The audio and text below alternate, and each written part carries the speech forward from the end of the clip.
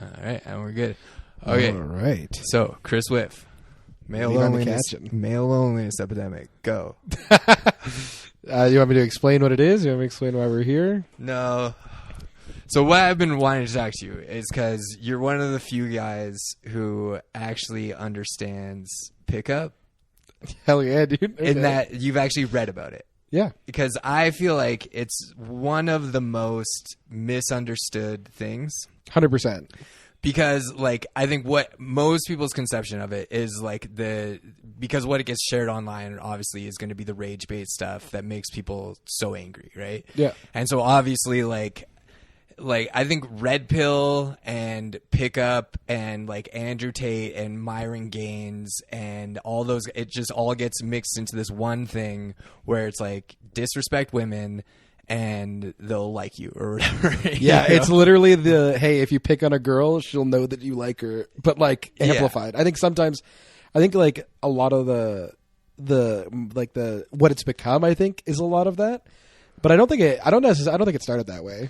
Yeah, well, like in the last 10 years, because like, how old are you? I'm 25 now. You're 25. So Yeah. when did you first get into pickup or whatever? Oh my gosh, dude! For people only listening, they probably think I'm like Giga Chad. Fuck it. Well, No, I when I was like, I would say I was probably 16, and I like started reading into it.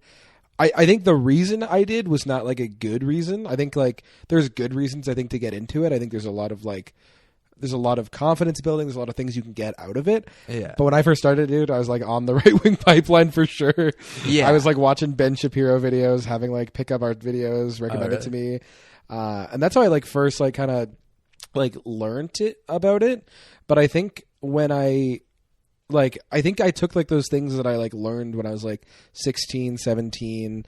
And then when I like started actually like getting out there more and meeting people and talking to people, I think that I kind of like I started to understand it more on a conceptual level and understood like the positives of it. yeah. Yeah. Yeah, because to me, like when it first sort of like broke into the mainstream, obviously was the game. Yeah. Try not to, if sorry. you can, just not like touch the mic so much. They just pick up all this. Oh yeah, sound yeah. or All the whatever. mimic. But when it came out with the game, Yeah. and then like every guy read that book, and then it was kind of like I remember there was a huge backlash to it, but mostly by people who didn't read the book. Yeah. Because like at the end of the book is Neil, like it starts with fucking Mystery or whatever going insane. Yeah. And ending up in a mental hospital because he just completely lost himself in the endless pursuit of women. Mm-hmm. With no, like, just that's what his entire life was becoming. And then it ends with Neil Strauss realizing that, like, an endless pursuit of women is a completely sort of empty, meaningless existence. Yeah. And it really is. It totally is. Like, if you're doing it and I think that's like what gets shown to people is like the guys who are just trying to sleep with as many people as possible. Yeah. And even I think as the internet has become more prevalent and people's minds are becoming more and more corrupted and destroyed, like, because did you ever go onto the subreddit Seduction? I don't know if I have. I don't think so. I was never a big Reddit guy. Yeah, Seduction is basically like the pickup art subreddit, and it has become, even from the last time I was on there, like 5 years ago or whatever, it has become a lot more sort of toxic. Yeah. And just like advocating for like sleeping with as many women as you can. Yeah. But like to me, I mean, for me, it helped my life so much. How so? Just understanding social dynamics and confidence and like getting into like what they call inner game, which is like basically believing yourself. And like the best version of game is the guys who teach you like how to actually not like trick women into sleeping with you using like certain scripts or whatever, but how to become a person that women would generally want to sleep with. Yeah. Which is like have goals.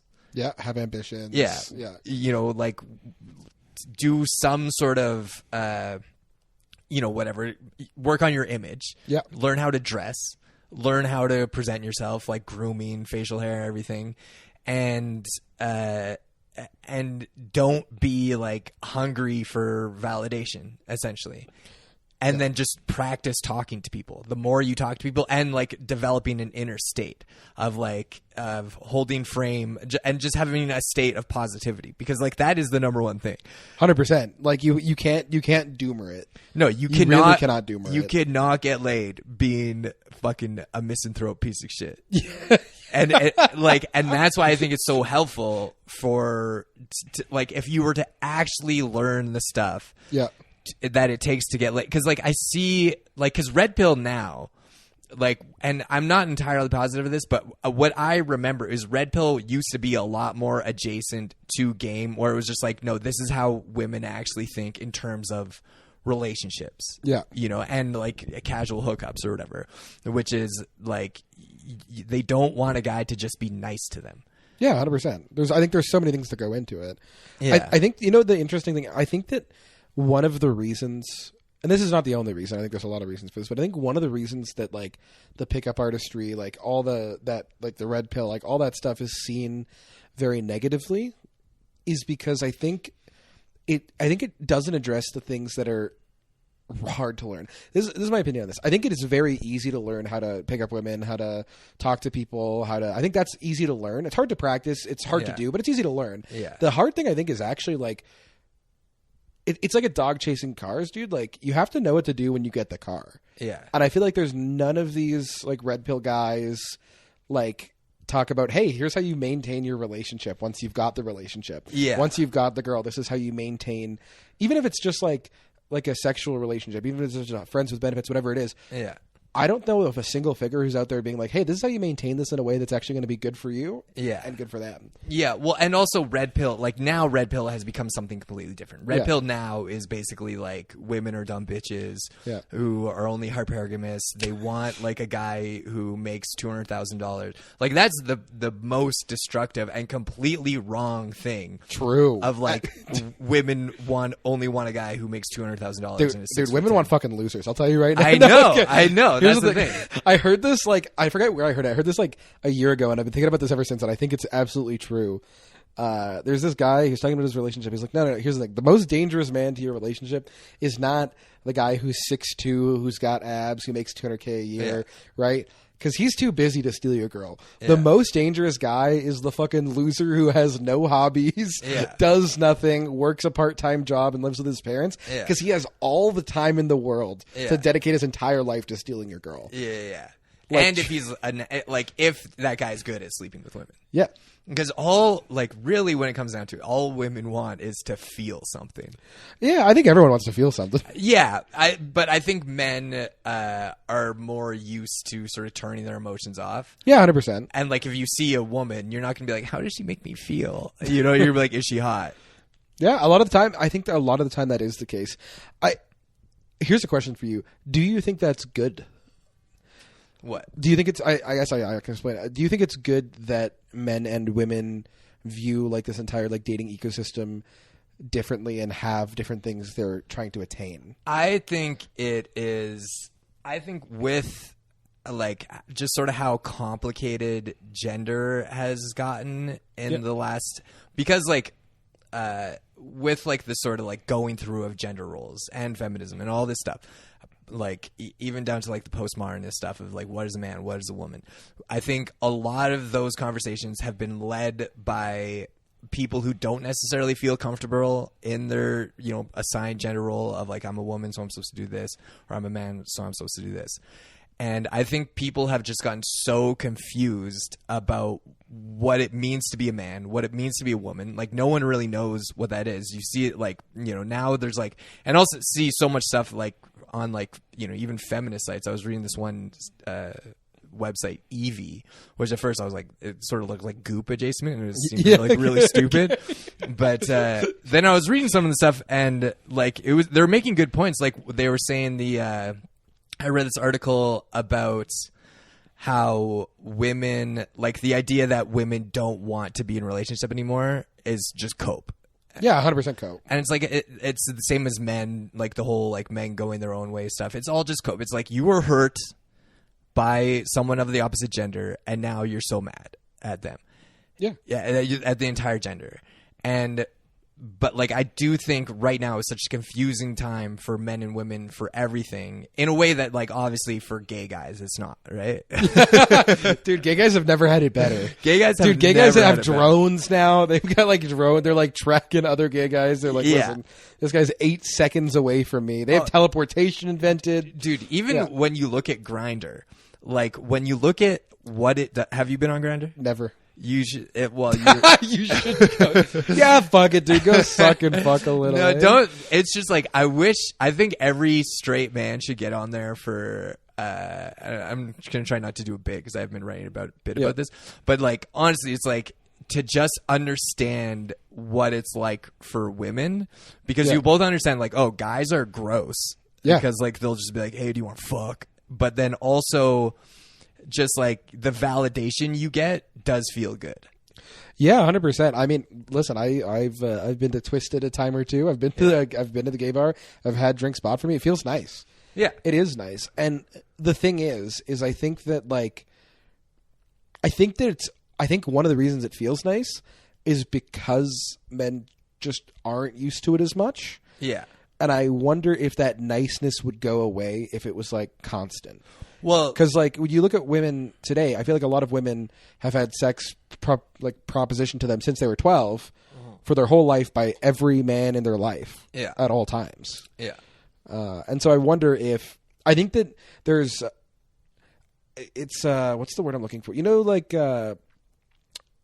it's not bounty. It's when you have a lot of a thing. What's the word for that? Bounty is that. Is it bounty? No, it's not. That's not the word I'm looking for. Abundance. Abundance. Yeah. It's like the whole thing of abundance where it's just like, I feel like because a lot of men are like attention starved. Yeah. A lot of men will look at women who have a lot of attention and they'll think, it would be so cool. It'd be so easy to have all of that. But I feel like when you're on the other side of that, you probably have a lot of attention that you don't really want. Yeah. And so you kind of feel the opposite kind of way about it. Yeah. Yeah. And I think that's a place where a lot of divide comes from. Yeah, for sure. Like, I think so much of the differences between men and women are socially reproduced. Yeah. Like, where there is, like, and this is the most annoying thing to me, is because, like, we know what estrogen and testosterone does to you. Yeah. And that is pretty much fundamentally the only actual difference between men and women's brains. Yeah. In terms of like there are some slight genetic differences between a male and female brain. Like a female brain typically has more cross activity between the hemispheres. They have like larger language processing and stuff. But even that, you can't really tell how much of that is from the way that we're conditioned. Because if you use certain parts of your brain, they're used, they're going to grow. Area grows. But what we do know is the difference between testosterone and estrogen. And testosterone makes you more competitive, and and then estrogen makes you, more whatever, like touchy-feely and fucking empathetic and gay. And fucking gay, dude. But then so many, I think, of the differences between men and women, why we can't understand, is the way we're socially conditioned. Yeah, I think that's a big part of it. Here's a question for you. Do you think that that's something that, A, we could even condition differently, and B, should condition differently? That's the whole question, because like a lot of the sort of like, stuff on like the feminist, like angry feminist side is like, no, we need to make it so like men and women are treated the exact same. And I don't think that that's true. I think like they're like, I mean, and also so much of it like comes down to work, and like those are the huge, things that like a lot of feminists are complaining about. It's like, oh, there's not as many female CEOs. There's not as many female, whatever. And it's like, well, if you look at testosterone, it makes you more competitive. So it makes sense that men are naturally going to be more competitive, and those very high positions, they're going to go into those. But then also like, there's way more men at the very bottom of society. There's way more men in prison and way more homeless men. And so it's like, well, okay, if we need to make things equal, then we need to start getting more women homeless and in prison. And listen, folks listening at home, Levi McCatchin is going to make sure he can do everything possible to make that happen. Listen, if you have a home, he's about to reverse mortgage your ass. Well, like, and so yeah, but about your question about should we make things different, and this is why I'm like coming back to game or whatever. Yeah, is like part of like because being a man, I feel like no one really tells you these days how to do it, and it used to be you sort of like went to work. And then work was where men were, and men would tell you how to be men, and a lot of that was about like sort of learning to shut off your feelings and get shit done. Yeah, and that's obviously there's negative parts of that, but there's also positive parts of that, of like just like we got a job to do, fucking do it. Yeah, Here's an interesting thing I'll pose to you on this. I would almost make the argument that we should almost not reject masculinity. I'm not saying that. I'm definitely not on that train. But I think that there should, because I look at AI specifically in a couple different ways. I think that one of the more likely outcomes that it's looking like is that AI ends up taking over a lot of the workforce. Yeah. Over, I would say, the next 30 years. Yeah. To the point where like maybe we get to the point where we have a universal basic income and we have these other things and whatever. And I think an issue with trying to, not to say that this is what you're saying, but I think an issue with trying to go back to the way that like quote unquote men were used to be raised and socialized. I'm not saying that at all.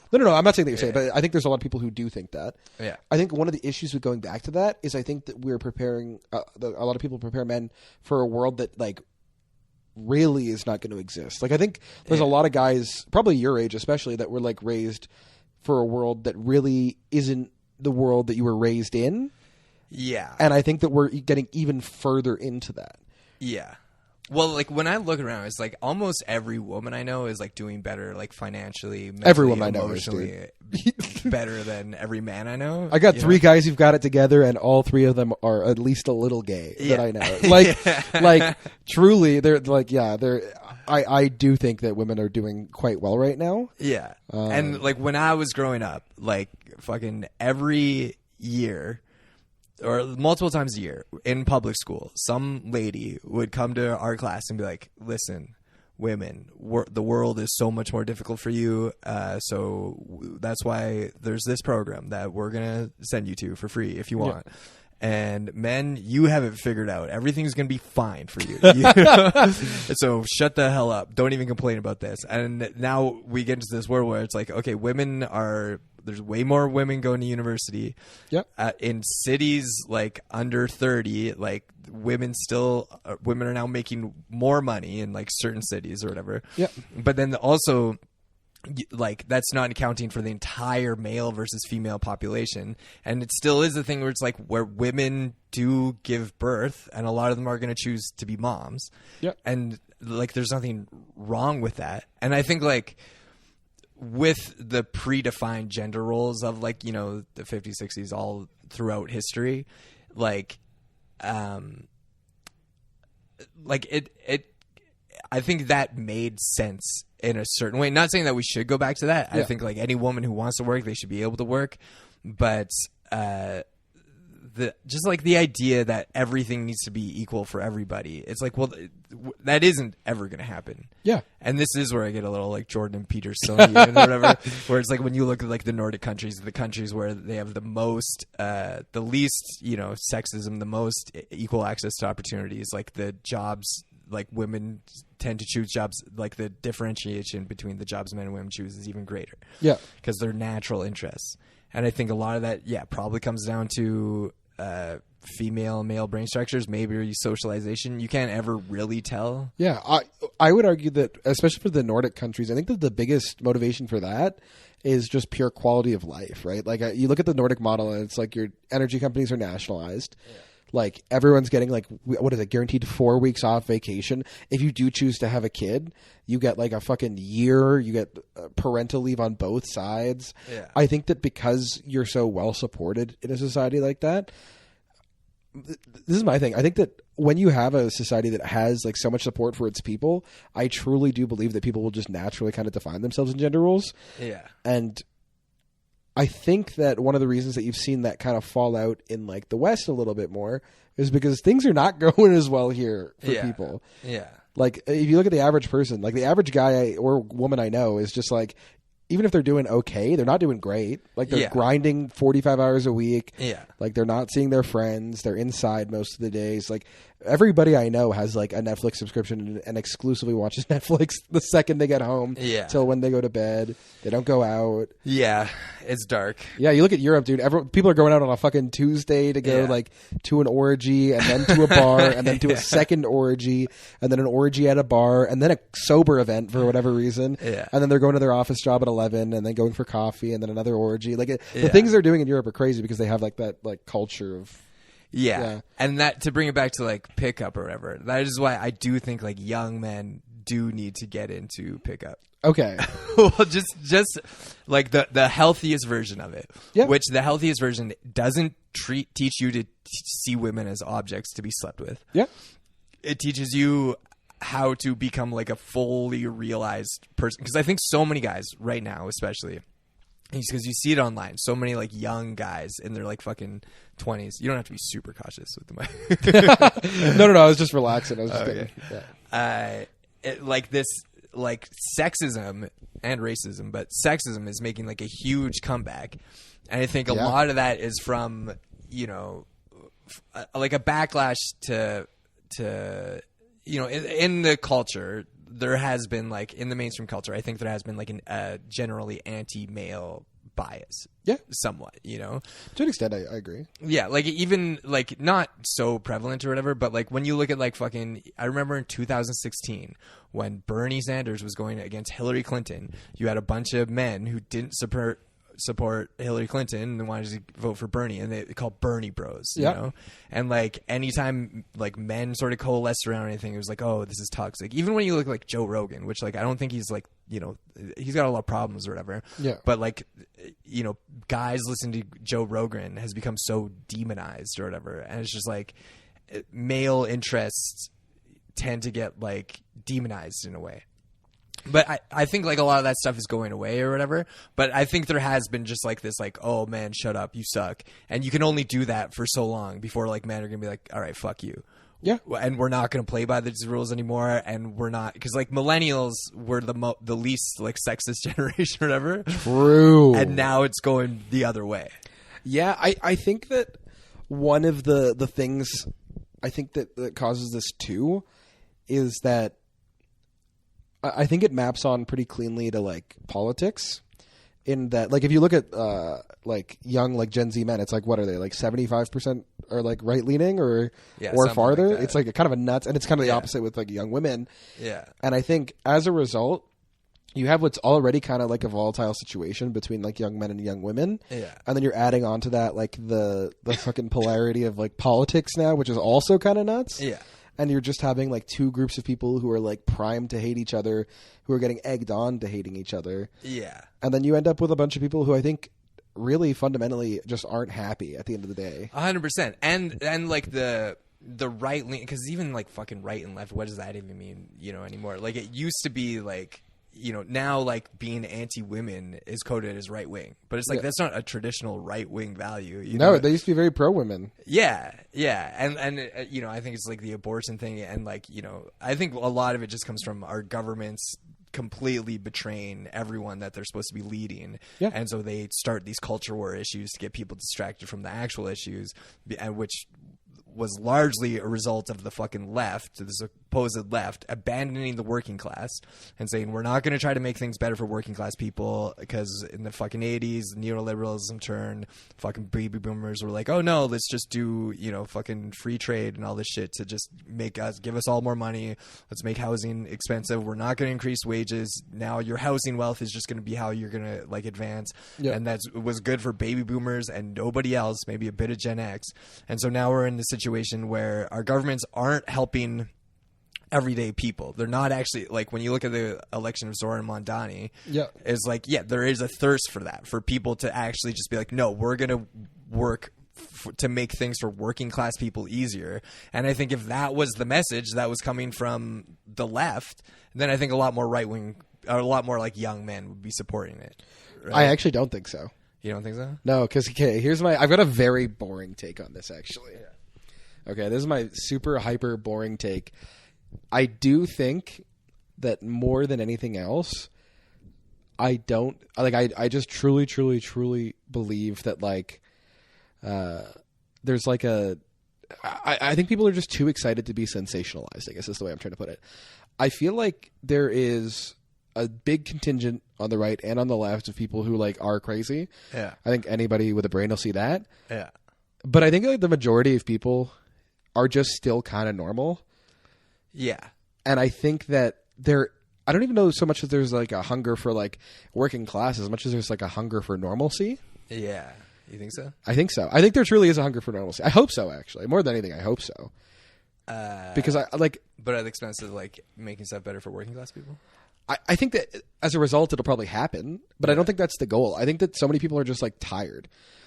Yeah. Like when you look at like young right-wing men, I don't think they're necessarily right-wing because they're like, oh man, free trade is cool. Yeah. and we gotta ban weed and we gotta go fight in Iraq again. Yeah. I think that they're right-wing because they're just like, they don't have like a home. Like before, I think it like when politics was very like, you played it close to the chest and you just kind of voted who you voted for, and like your neighbors might have voted for somebody else, but you didn't really care. I think it was just very normal. And I feel like right now the closest thing that young men have to normal is the right-wing party, which is just like, despite how crazy they have become at certain things, I feel like if you're just like a regular dude who just doesn't really care that much about politics, you can just find a home in the right wing. You don't really have to do much. You don't have to read anything. You don't have to learn anything. Yeah. And you're kind of just there for normalcy. So you think it's the loony left? Well, not even that. I think that like when you look at like the left wing, I think that there's like a large contingent. Like you look at like a place like Vermont, in the States. Like Vermont is like what is it, an 80% left wing state? Really? Yeah, it votes super. Yeah, they're like Bernie Sanders, whatever. Yeah. But like it's just like a bunch of old white guys. Yeah. It's just like it's just a bunch of people who really don't give a shit about anything, who are just kind of chilling. Yeah. They live in a very quiet state. Yeah. So it's like the suburbs as a whole state. And so I think it's like, I think there's a small group on either side who's like taking all the support they get to try and enact whatever crazy policies they want to do. Yeah. But I think the majority of the people yearn for the normalcy. I truly do. I hope so. I hope that I'm right about this. Yeah. Yeah, I think that's might be why Carney got elected, even though I don't think he's a normal guy at all. I think he's a fucking demon. What did Carney do? What did Carney do? Dude, so much. I hate that guy so much. Why? This is going to derail the Okay, we can Dude, the liberals are just so fucked. Okay. And Carney is a fucking central banker who, dude, if Polyev had gotten elected and then was doing what Carney is doing, everyone would be like, he's Satan. And they'd have a point. Like, we now have a budget that breaks past the debt ceiling of anything we've ever been in before. Like, so much debt. And yet it's an austerity budget. They're cutting public services. We just spent $3.6 billion to the United States military for fucking bombs and shit, despite still not having a trade deal. They're like just nothing. Every bill that they've tried to enact since even though we have all these problems with like fucking crime, homelessness, just insane debt. 1 out of every 4 families apparently in Canada is visiting food banks, is food insecure, so much poverty. And every bill they're doing is just to try to fucking limit speech and like fucking make more forms of communication illegal. Try to make it try to get you to have to use the fucking your ID to get on the internet. Like all this shit, it's, I don't know. Here's the thing. I'm gonna be the liberal cucked position here, okay? I think that I'll talk about the ID thing in a second, because I do think having your ID to go on the internet is important. And the reason I think this, hear me out, okay? Because I have you can map on what like interference from other countries has done to elections in Canada and the US and Britain. Yeah. It's fucking nuts, dude. The bot farm shit is crazy. Yeah. I do think that you should have to be a human being to be online. And maybe that's a bad take. I'm fine. I mean, there would be ways that you could get rid of bots without doing the ID. The ID thing is just like, it's all these authoritarian steps to basically, like when you look at what's happening in the UK, where they're fucking sending people to jail for mean tweets. Yeah, that's kind of nuts. Which is what they're trying to do here. Yeah. Like the Bill C9 or whatever, where they're saying that you like any hate symbol, which the government gets to decide what is a hate symbol, can fucking give you like 15 years in prison unless it's art or journalism, and they don't define art or journalism. It just completely gives the government the right to decide if you're an artist or a journalist or whatever you want to say. I'm actually like a free speech guy. I think we actually need free speech. I don't think left or the right has, like, most people on the left and most people on the right don't actually believe that. Yeah. I think anything short of incitement to violence should be legal, and everything that the fucking liberals are doing is anti-free speech. Fair. And that's why I think that's why it highlights so much that people want normalcy, because they chose that over Pierre Poilievre. And I think the big reason is because he literally just sounds and kind of looks like Ben Shapiro. I think that's actually a big reason why he did not get elected. And I think it's so superficial, but I do think that, like, the reason he didn't get elected was because of Trump. Because, like, in the lead up to Trump getting elected, fucking all the, like, politicians around the world were taking a right-wing turn because the Democrats under Joe Biden were still super unpopular because Joe Biden was a fucking mummy and doing all this weird shit. And, like, people forget it, but, like, the right was ascendant before Trump got elected. Yeah. Then Trump got elected, went fucking full-blown fascist, went insane, did all this tariff shit, and then Canada saw Poilievre as Trump because of the sloganeering. Like, I think that's the entirety of what it is. Yeah, 100%. I think that, and I think that I don't think he was strong enough on the anti-tariff stuff. I think one of the, like, you saw, what's his name? You saw Carney, like, surge in the polls, like, immediately after being like, hey, we're not, like, even if he's, like, backpedaled a lot on it, and I think he has. Backpedaled? Dude, he fucking, when they asked, like, someone asked him, was like, when's the last time you talked to Trump? And he goes, who cares? Like, he's just being, like, so flip. He's like, yeah, it doesn't matter. It's not important. Yeah, 100%. But I think people, I truly think Canadians like that. I do think that, like, I don't think they like it now, especially now with the economy the way it is. And with the economy now. But I think that, like, the rhetoric that Canadians like, right? Because, like, when you look at the U.S., like, Canada is the U.S.'s gay cousin. Like, and it always kind of has been for a long time. Yeah. And I think that, like, the tariff stuff got a lot of people. I know guys, like, friends of my dad, people like older white guys who, like, were like, go, I love Trump, fucking mega love it. And as soon as the tariff shit came out, they were just like, dude, fuck this guy. Yeah. And I think that both Poilievre and Carney were taking very anti-Trump stances at that time. Poilievre was tiptoeing around that for a bit, though. Not really. For a little bit, because you saw Carney, like, surge in the polls right after he made it. I think he came down pretty hard on it. And don't get me wrong, I'm not a big Carney supporter. I do think that, like, he's kind of been a little bit weak on U.S. relations. Dude, just fucking sucking Trump's dick. Fucking just give them $4 billion while they still have all this fucking... Hey, well, they have to be able to pay Israel somehow, okay? Dude, we're fucking giving Israel shit too, you know? It's just like, I don't know. All the shit is just like, to me, the fucking, in Canada, the conservatives are like the Republicans, although still way more socially, like, the conservatives are to the left of the Republicans so hard. Yeah, the Democrats in the States are to the right of our conservatives. Yeah, but then the liberals are the Democrats, where it's like people, I think, maybe it's just the podcast I listen to, but I think people in the States realize that the Democrats are evil as well, and they just kowtow to fucking corporations. They don't actually represent citizens. They're not actually trying to do anything good for their people. And Canada has the exact same situation where it's like fucking the liberals are evil. Just like, and I'm not saying the conservatives are good, but I'm saying we have to get the fucking liberals out just to fucking expose some of the corruption that's been going on. Yeah, I think so. The thing is like, I think as like... Which is exposed. People just don't give a shit because our media is fucking bought and paid for by the government. Yeah, here's the thing. Over the last year, I think politically I've done like... I call it the most cucked transformation possible. I truly do. Dude, I've become a bit of a pro-government guy. I've been doing a lot of like... Just hear me out, okay? I've been doing a lot of like... The thing that got me, the really thing that got me was there was a news story. What was the news story? It was about something Trump related, and I was like so upset about it. I remember being like, oh, this is like bullshit. I can't believe this happened.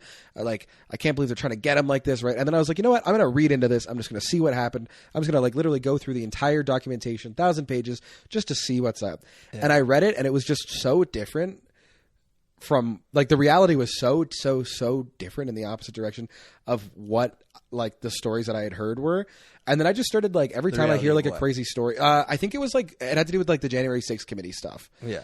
Like if you ask like the average like right winger, even in the States, like, hey, like, what happened with like the whole January 6th committee in the States? They'll be like, oh, it was like a witch hunt, like whatever. And then you like read the 1,000-page like the committee where they go through all the evidence, where they go through like everything that happened, like literally minute by minute on January 6th, and then lead up and afterwards. Yeah. And it's like, dude, Trump did some pretty illegal shit. Yeah, well, he does illegal shit all the time. But that's the thing. That's what presidents do, dog. I know, but I feel like... I'm not a pro-Trump guy. Like, no, I'm not saying that you are. I'm not defending Trump. It's just like everyone, like every federal politician is a piece of shit. Every single one of them. Yeah. And like... it just makes me so crazy when people go like, oh, look at what the other side's doing. We got to support my side. My side's good. And it's like, fucking look into your side because they're also evil pieces of shit. Totally. But the thing is like... and I feel like I talk to some of my friends about this sometimes, where I feel like right now the issue isn't that like, oh, we've got one evil side and one super good side. Yeah. I don't think it's that. I think it's like we got one side and one, hey, these guys are fucking evil side. I don't think so. You don't think so? Well, not in Canada. Like... I feel like Canada, I don't know, it feels like a runoff sometimes of American politics and culture, and maybe that's why I see it that way. Is people don't pay attention to Canadian politics. They pay attention to American politics and then go, oh, left versus right, I'm going to map that onto Canada. I agree. And it's not what's actually happening. And I think like just by the nature of the Liberals being in power for the last 10 years, like when they prorogued government, it was because of partially because, part of it was so fucking Justin Trudeau could, prevent fucking vote of confidence from happening, which would mean he would lost the election at that time. But it was also because they had there was a $256 million green slush fund scandal, which all these MPs were just stealing money, and they have done this so much. The fucking federal Liberal MPs just constantly get caught with their fucking hands in the cookie jar, and it just gets washed away, and no one gives a shit. The Liberals are just such a corrupt fucking party. And they just got caught giving, awarding contracts to themselves. Yeah. And they were supposed to hand over documents to the RCMP, and they refused. And they've done this multiple times, just like not cooperating with investigations. We have so much crime in this country. Like there's this guy, Sam Cooper. I haven't read his books, but I read a lot about his shit about the level of like organized crime that has infiltrated basically every level of the government. Yeah. And which like I'm at this point, I'm like, yeah, we need something to keep this fucking country going. And all the, shutting down our natural resources in the name of like green, bullshit or whatever. It's like, okay, but like the fucking Liberals still don't have an answer to why us exporting LNG to countries that are currently burning coal, like China, would be good for the environment, but they don't want to do it. There's all like so much evidence of these fucking environmental groups being run by like fucking Saudi Arabia and like corporations in the United States, that are profiting off of Canada's resources staying in the ground. Canada is a resource bank, but I also think that we're on the verge of alien disclosure. Marco Rubio said it, dude. Dude, I hope Marco Rubio gets hung for treason. I truly. You don't think aliens are coming down? I don't think aliens are coming down. Dude, you should watch this documentary by Dan Farr. Like fucking so many United States military and politician officials have said, yes, aliens are here. They've been here for a while. There's this government program called the Legacy Program, which trillions of dollars have gone into to reverse engineer like alien tech. They're saying like, yep, fucking like high level ranking military and government officials who have nothing to gain and everything to lose by getting caught lying about this shit are like, yeah fucking Area 51's real, Roswell's real, aliens are here. You don't think there's anything to gain for that? Pardon? You don't think there's anything to gain from that? No. From being like on the, hey, aliens are... Dude, I think there absolutely is. Think about it this way. What? I think that they got caught lying. Oh, getting caught lying in the United States right now especially is nothing. That's true. The way Trump runs in the administration, he's pardoning people like every fucking day. Dude, crime I know. is just legal. I guarantee I could get... I thought about this. I think I've talked to you about this. I could become a right-wing influencer in less than a year. You give me less than 1 year, I'll become the next Charlie Kirk. I'll get shot 2 years from now. I think it's a saturated market now. I don't think it is. I think it is. No, because here's all you have to do. Literally all you have to do is get to the level where you get... Yeah, well, that too. Dude, that's a way to make... That's an infinite money glitch now. Have you seen this? No. People are trying and they're not getting any... No, they are. Okay, so there's 3 days ago. Did you see the one 3 days ago? No. Okay, so it's this lady. She's... Is she hot? No. Okay. So she's working at, I think, a frozen yogurt place somewhere like this, right? And she calls these black people the N-word, right? And she starts collecting donations, just like that other lady like a year ago. I think she's already at like $50,000 or $60,000. Yeah. And then it is leaked that she's friends with the two people that she called the N-word. Oh, really? Dude, you can just do it now. Yeah. You can just call a black person the N-word and then split the profits with them, and you will make money. Yeah. It's kind of dude. It's an ecosystem. I don't think it's Yeah. oversaturated. I think you just have to be smart to get ahead in it. Yeah. Well, everything now is like we live in a scam economy. Everything. It's true. It's not a gig economy. It's a scam economy. But yeah, I don't know. Like, I just get so upset with all the corruption on the left and the federal, and people going like, "Oh, the left is good, the right's bad." And it's like, yeah, I don't think it's that simple. no, it's like, especially, and again, every time I fucking bring this up, people go like, "Oh, you're crazy," but like the WEF and all their bullshit, because like people don't know what the WEF is. Totally, it's think tank. Well, it's not that. But they also, like, you know, even people think the Great Reset is like it's a conspiracy theory or whatever. But it was a document published by the WF. They publish these documents every year. Yep. What they're trying to do, and they're still trying to do this, is to mix corporations with governments to basically get rid of democracy. They've said these are their plans. We need to have like a post fucking national state. The fucking Justin Trudeau said that we're the first post national state. That's what DEI and ESG and all the climate change, net zero shit. That's what it's all about. It's like, look at us. We're doing good things for the environment. We have a lot of diversity on our board. Yep. And so we have a high ESG score. And so you can trust us. That's environmental social governance. And it's like, oh, and they're all saying capitalism's corrupt. And it's like, yeah, I agree. But then they go, the answer is to let all the capitalists decide who's a good person now. You know, and I think we're just at a place where like the rich are terrified because they see what's happening. They see, like, you know, how divided the world is. They see with Luigi Mangione, I think that was a real moment of fear for them, where they're like, oh, people are cheering on the murder of, you know, these executives, and so they're just trying to lock down control. And they want control. That's why they want everyone on the fucking internet. The liberals, that one of their bills says if you do hate speech or whatever, we'll just remove your access to the internet. And that is, like, I think as there's more and more criticism of the elites or whatever, or the people in charge, they don't want that criticism out there. I think they realize that, like, the conversation is getting away from them. People are no longer just listening to the mainstream news to get their information. They're listening to these alternative news sources or whatever, listening to, you know, podcasts or whatever, people like interviewing whatever. And a lot of that information is bullshit, but a lot of it's real. And so they are trying to create a totalitarian, authoritarian state in which if they don't like what you're saying, they can just cut off your access to the internet. They can cut off your ability to be in the public sphere. Yeah, no, I think that there is a group of people who want this. I agree with you on that. I think that there's definitely a group of people who are trying to push for this. The pushback that I'll give you is, especially on the WEF stuff, I feel like incentive structures is, I think, the best predictive model you have. If you look at people's incentives, you can look at, generally, you can predict how they're going to act and why they're going to act that way.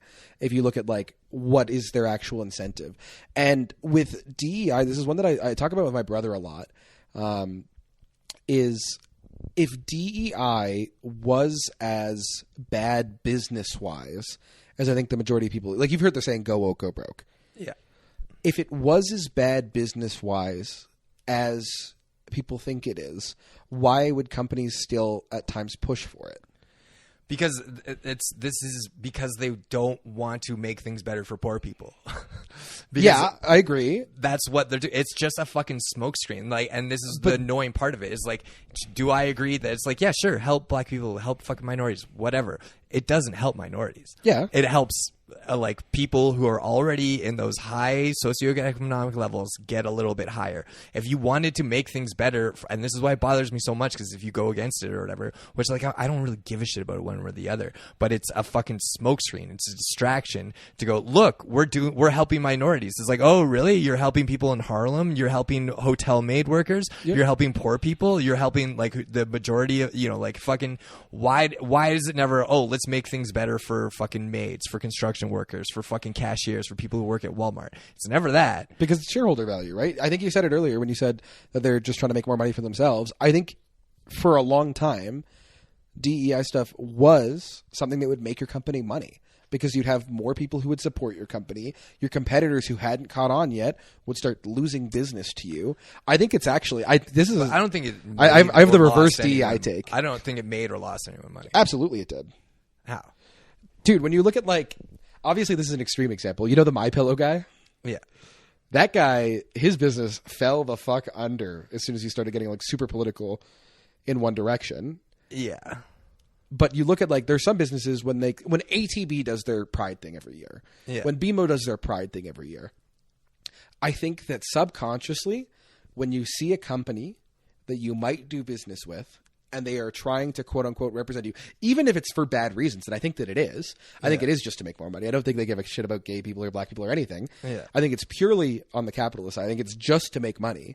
Yeah. But I think for a long time, especially 2016 to 2019, that was the culture. I think if you were a business and you were pro-trans, you were pro-black, you posted the blackout square on Instagram, you did the fist, whatever your company did. Yeah. That sort of thing built business for you. I think it for a short time. I don't think it's as popular anymore, which is why I think you see companies going away from it. I don't think it's that companies are oh, now we're going broke from it or whatever. Disney's doing fucking record numbers on every goddamn movie. But it's because they've gone away from that super hard. Yeah, but even when they were doing it super hard, they were still making boatloads of money, and then they realized the culture shifting a little bit, and so they followed the culture. At a time. But then the last few years that they were doing it, they were doing very poorly. I don't even think they were doing very poorly. They're posting record highs every year. Disney? Yeah. It's not like they've been posting record highs every year. Yes, they have. No. 100% they have. Their movies haven't been. I'll agree with you there. But when you look at Disney as a company, they don't have to make the big box office blowouts that they did before. They're making their money on their fucking ad spend. They're making their money on Disney Plus. Yeah, well, and that's the thing. That I agree. The all of that stuff was just to make money. And I also think in entertainment and media, what really happened was because for so long, the Oscar so white thing, and you had executives in these positions. Who even with stand up and stuff and everything, you would be oh, we can't have two black people on a show, or then it's too many black people or whatever. And you have oh, we can't. Which it is. I'm just kidding. My black folk, I love you. I wouldn't say that either. But, realizing that because that was the dominant narrative, and for a while it probably was true. You had white people who didn't want to whatever. It was business, right? It was a business decision. We're not going to cast too many black people. If we have a show, we'll have one black guy on it or whatever. Show we're diverse, but not too diverse because we don't scare away white audiences. And then with the demographics of North America changing so much, they realized that it is 30% minorities or whatever. And now it's a huge underserved market. And then a few movies got put out, and there's there's a fucking black audience, Yeah. There's a Mexican audience. There's an Asian audience. And if we make movies for them, they'll watch those fucking movies. And we can make a lot of money. Yeah. And now I think it's come back to where it's we're going to have, I think they probably do it now more proportionally representation of the actual, where it's we're going to have 60% white films, fucking, 14% black or whatever. Yeah. And so it was always just about making money. Yeah. But I think this comes back to, this is why I'm not all in on the WEF stuff. Not all in, I support them, but all in that I think they're making as much impact. I think a lot of people, and again, I hope that I'm right on this. If I'm wrong on this, I think it's a much worse world than I envision. Yeah. But I think that what a lot of people attribute to the WEF or a cabal, or a lot of people attribute to the Jews, whatever, I think is more than often not just rich people trying to make as much money as possible.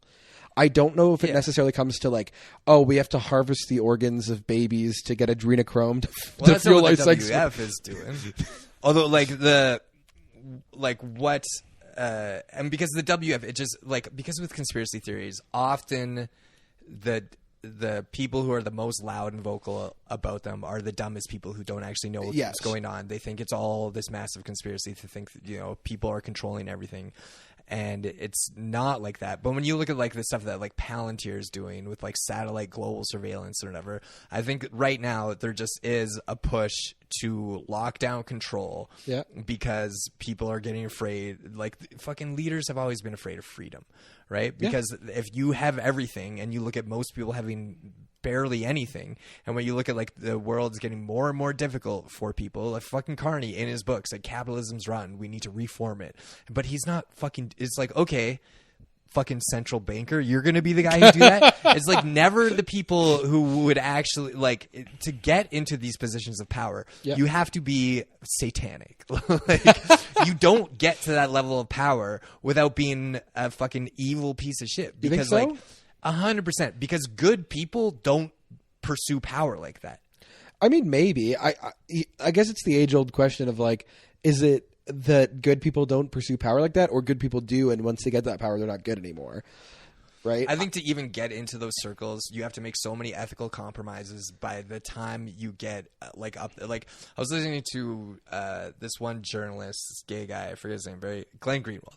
Yeah, and he, his husband was a politician in in Argentina. I'm familiar with Greenwald. Yeah, and he was saying his husband was trying to get something passed where it was like. I forget what it was, the specifics of the deal or whatever, but it was like he was trying to do something for his community, like more schooling or something, and he really wanted to get it done for his community. And then the only way to get it done, to get the votes, was like these other politicians were like, no, you have to vote for this too, which was like an evil thing, a bad thing. I forget what it was. I should know the specifics. I should probably stay away from politics, because every time I get into it, I'm just like, did you know about this? I don't really either, but I heard about it on a podcast. But no, I'm familiar with what you're talking about. And like to get into those positions of power, you just have to make so many ethical compromises that by the time you're where you want to be, that maybe you are no longer a good person. But I don't think like fucking the people at the top, I don't think any of them actually give a fuck about most people. You know, I would agree with you. I think that the big thing for me, and I think that this is actually a pretty easy problem to solve, is I don't necessarily think it's necessarily the people in government or in governance in general themselves, so much as it's just corporate interests. And I think the biggest issue for that is lobbying. Now, I think the way that you solve lobbying is so unpopular, and it legitimately, this is actually my actual take. Okay, listen, audience, this is a certified Chris Wipf take. You have to pay politicians more. No. Hear me out. Hear me out. No, please. No. Please, God, hear me out. No. Okay, listen. Politician. So if you're a city councilor in Alberta, what do you think your wage is? I don't know, 110,000? No, it's 60,000 is the average. Okay. For a city councilor in Alberta. Yeah. Okay. Average mayor is, I think, if you're counting Edmonton and Calgary included, it's a little bit higher, gets inflated by those two cities, but it's around 120 to 140 in that range thousand. Yeah. Okay. When you think about it, in a major city, 120,000, yes, it's a lot of money, but it really is not what you'd think a major politician like a mayor is getting. City councilor, even less. You almost have to have a side job if you're a city councilor because of how much driving you're doing, whatever. When you get to the higher levels of politics, MPs really are not making that much money, and they have a lot of... Dude, they're making $300,000. Yeah, but $300,000 when you have to be in a different city or a different province sometimes all the time. All that shit's paid for. You have to pay. Yeah, but no, not all of it. Most of it. A lot of it is, but travel. They get fucking houses paid for. And shit. Their houses are not paid for. They get housing. What's it called? They get like a small subsidy for sure. But when you think about it, like if you're traveling back and forth all the time, now imagine, let's say even a fifth of your income is consumed up in your operating expenses. And yes, it's a write-off, whatever. Now, if you're a principled guy and you're making, let's say even $300,000 a year, okay? Yeah. And you see, hey, I could be making $1 million a year if I'm taking this oil money, if I'm taking whatever, if I'm taking this, if I'm taking that. All of a sudden, you're like, well, I could just increase my income. Why don't I increase my income to vote on a couple things that I could have been persuaded on anyways? Yeah. And why not instead make it like, this is what I think we should do, be like, you fucking make the national average and you only get to spend that money. You don't ever get, if anyone tries to give you money, like your fucking bank account is audited. Anytime a single cent goes in it, we go, where the fuck was that from? And you don't get to take any money if you spend any money that's not yours, because this is like, no one would do the job. Yeah, they would, dude. fucking people who actually cared about making the country better would do it. I went to school with so many, like when I was in university, fucking so many of my friends were poli-sci students, and they were really passionate about making the world better. One of them became an ambulance driver. Like, you know, they all had like fucking good, like jobs that good people would have now, because they're just not going to get into politics. They didn't have, you know, the money to fucking fuck around for, you know, 5 years trying to do that, or whatever, 10 years it takes, or didn't have any inclination to go to law school. Didn't have like the power drive necessary to go into those fields. And so people would do the job. It would just be people who actually gave a fuck about like fucking civic life and like making the world a better place. Yes, but when There's you look at those have people, jobs that pay way less. Absolutely. But when you look at those people who are good people who would want to get into the job, the current thing holding them back is if they were to run, they're competing against big oil money. They're competing against foreign interest money. Sometimes it's from gun lobbies. Sometimes it's from anti-gun lobbies. You're competing against so many different interests money-wise. Yeah. And the way that the current system is set up, it's not even that like necessarily you're going to sell your soul to get into the system. Yeah. It's that your opponent will. Yeah, and if you don't, you're not going to be able to compete. Get the money out of politics. I agree. I don't think more money is the answer. I think more money actually is the answer. No, dude. Because then you just get people who be like, yeah, I'd like to be a millionaire. I'll fucking become a politician. Absolutely. They don't give a shit about anything. But then I think that's very clear, though. I think when you're under a microscope of running for an election, I do think a lot of people see who you are. A lot more people see who you are than you are just interpersonally.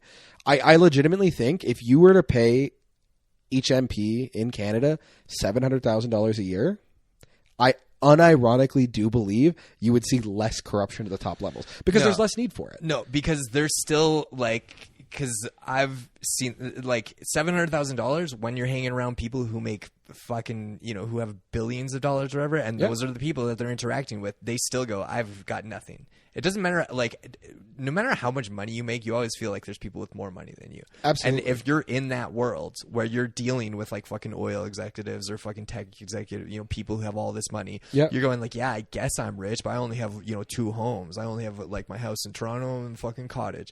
I could make so much more, especially if the job is already, like, attracting people who are money-driven. Yeah. Why do you need people who are money driven? You could have people who are ethically driven. Because there's a lot of. I agree. There's a lot of ethically driven people, but I think that the big thing is like, maybe you disagree. I think that being in politics, especially at the local level, is truly one of the most important things a person can do with their lives. Yeah. I do believe that. Yeah, and I think that they should be compensated for that. But local, like, people always talk about local politics are the most effective. Yeah, they are. And typically the least corrupt, except for the mayor, who apparently almost every mayor like has a fucking campaign finance scandal. But, so if there's people who are doing it for $60,000 out of the goodness of their hearts or out of an actual drive to make things better, then why do we need to pay all these fucking federal politicians so much? Because think about it this way. Let's say you, Levi McCatchen, are an MP for the Nazi party or whatever. I'm just kidding. But for whatever party you run for. Let's say you're an MP, right? And you win your election. Let's say we've taken the money out of politics, but we do pay you more, right? Let's say you're making $500K a year. Yeah. Now it's election season. Yeah. Now your constituents are like, hey, Levi McCatchen, you've been a fucking asshole in your voting. You haven't done any of the shit that we wanted. Yeah. We're now going to vote. How much money am I making? $500K a year. $500K a year. Okay. And now they go, we're actually going to look at you and we're going to vote you out because you're not actually responding to the will of the people. Yeah. You go, oh shit, I can't even get the oil money to get back on this. I only have this salary. If I lose this, I'm not making my $500K a year. You now have the most massive in what's it called? Why wouldn't someone who's getting whatever more and more money, why wouldn't they just also take the other money? I'm saying we ban the other money. Why don't we just ban the other money and keep it where it's at, which is already an insane amount? Because here's the thing.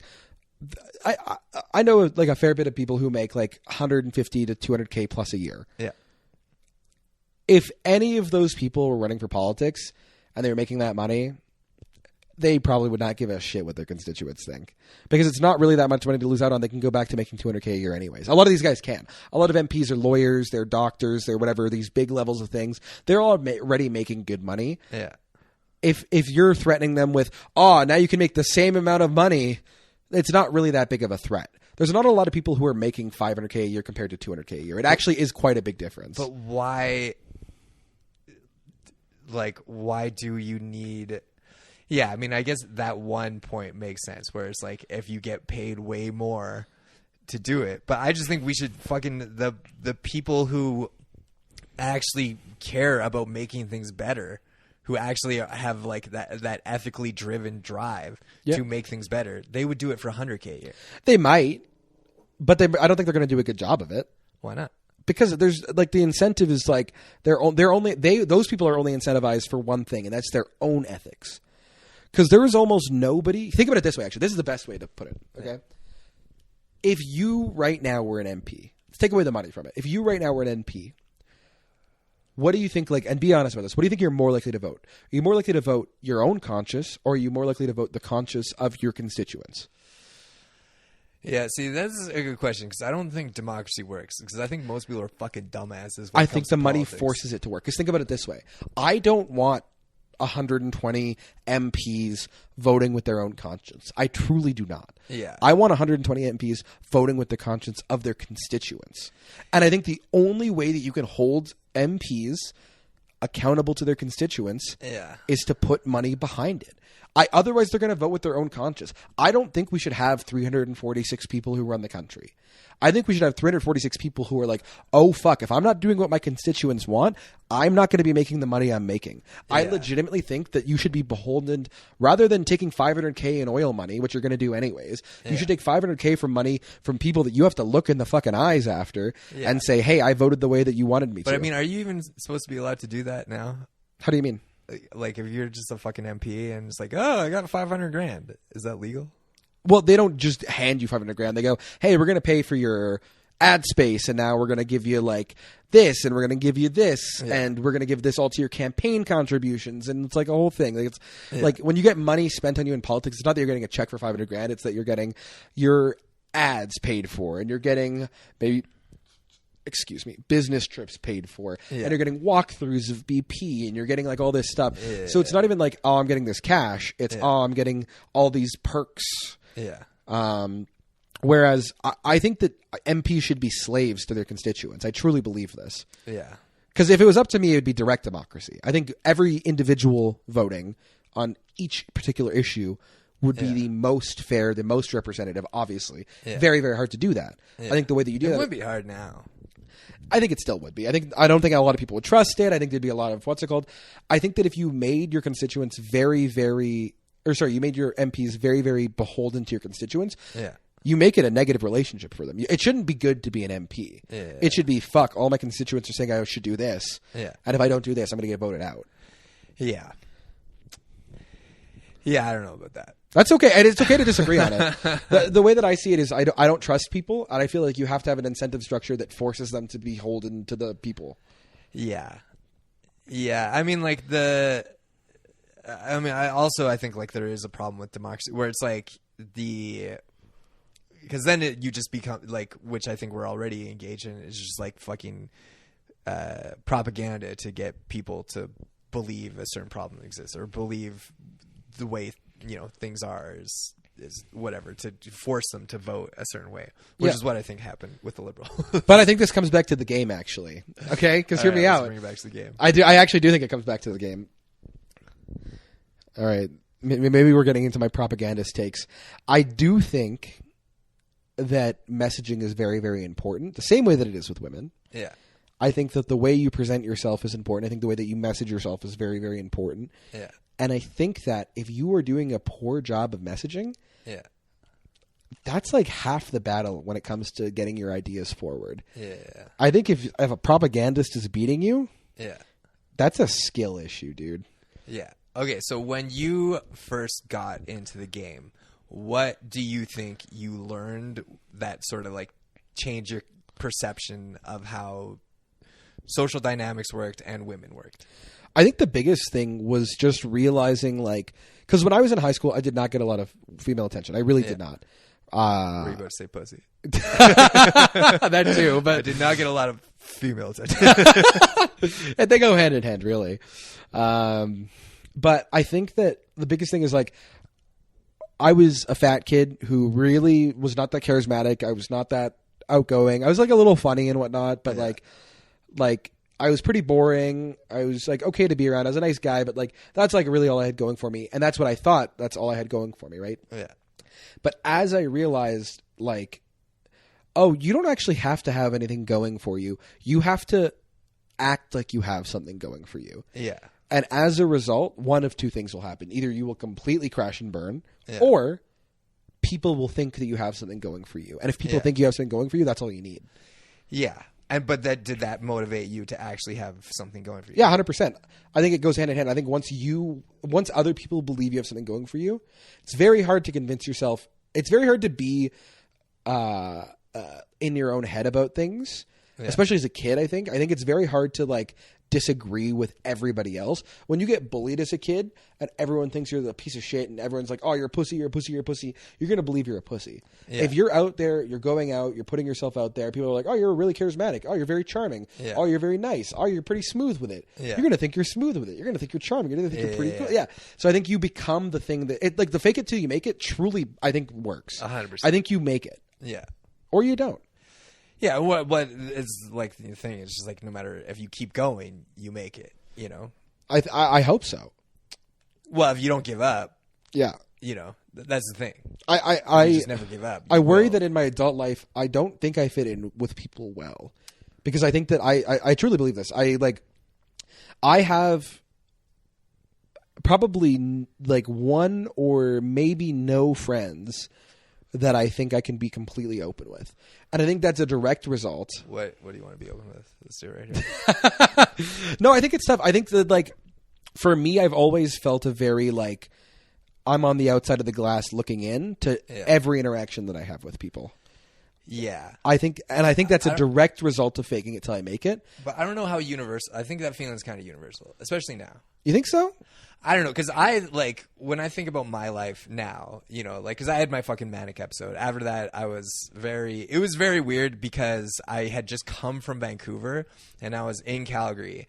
And so, like, I had this social ostracization, which was real, but also only in my head because I wasn't there. Because, like, I fucking was messaging everyone in Vancouver. Yeah. So I know everyone in Vancouver thought I was insane, because I was insane.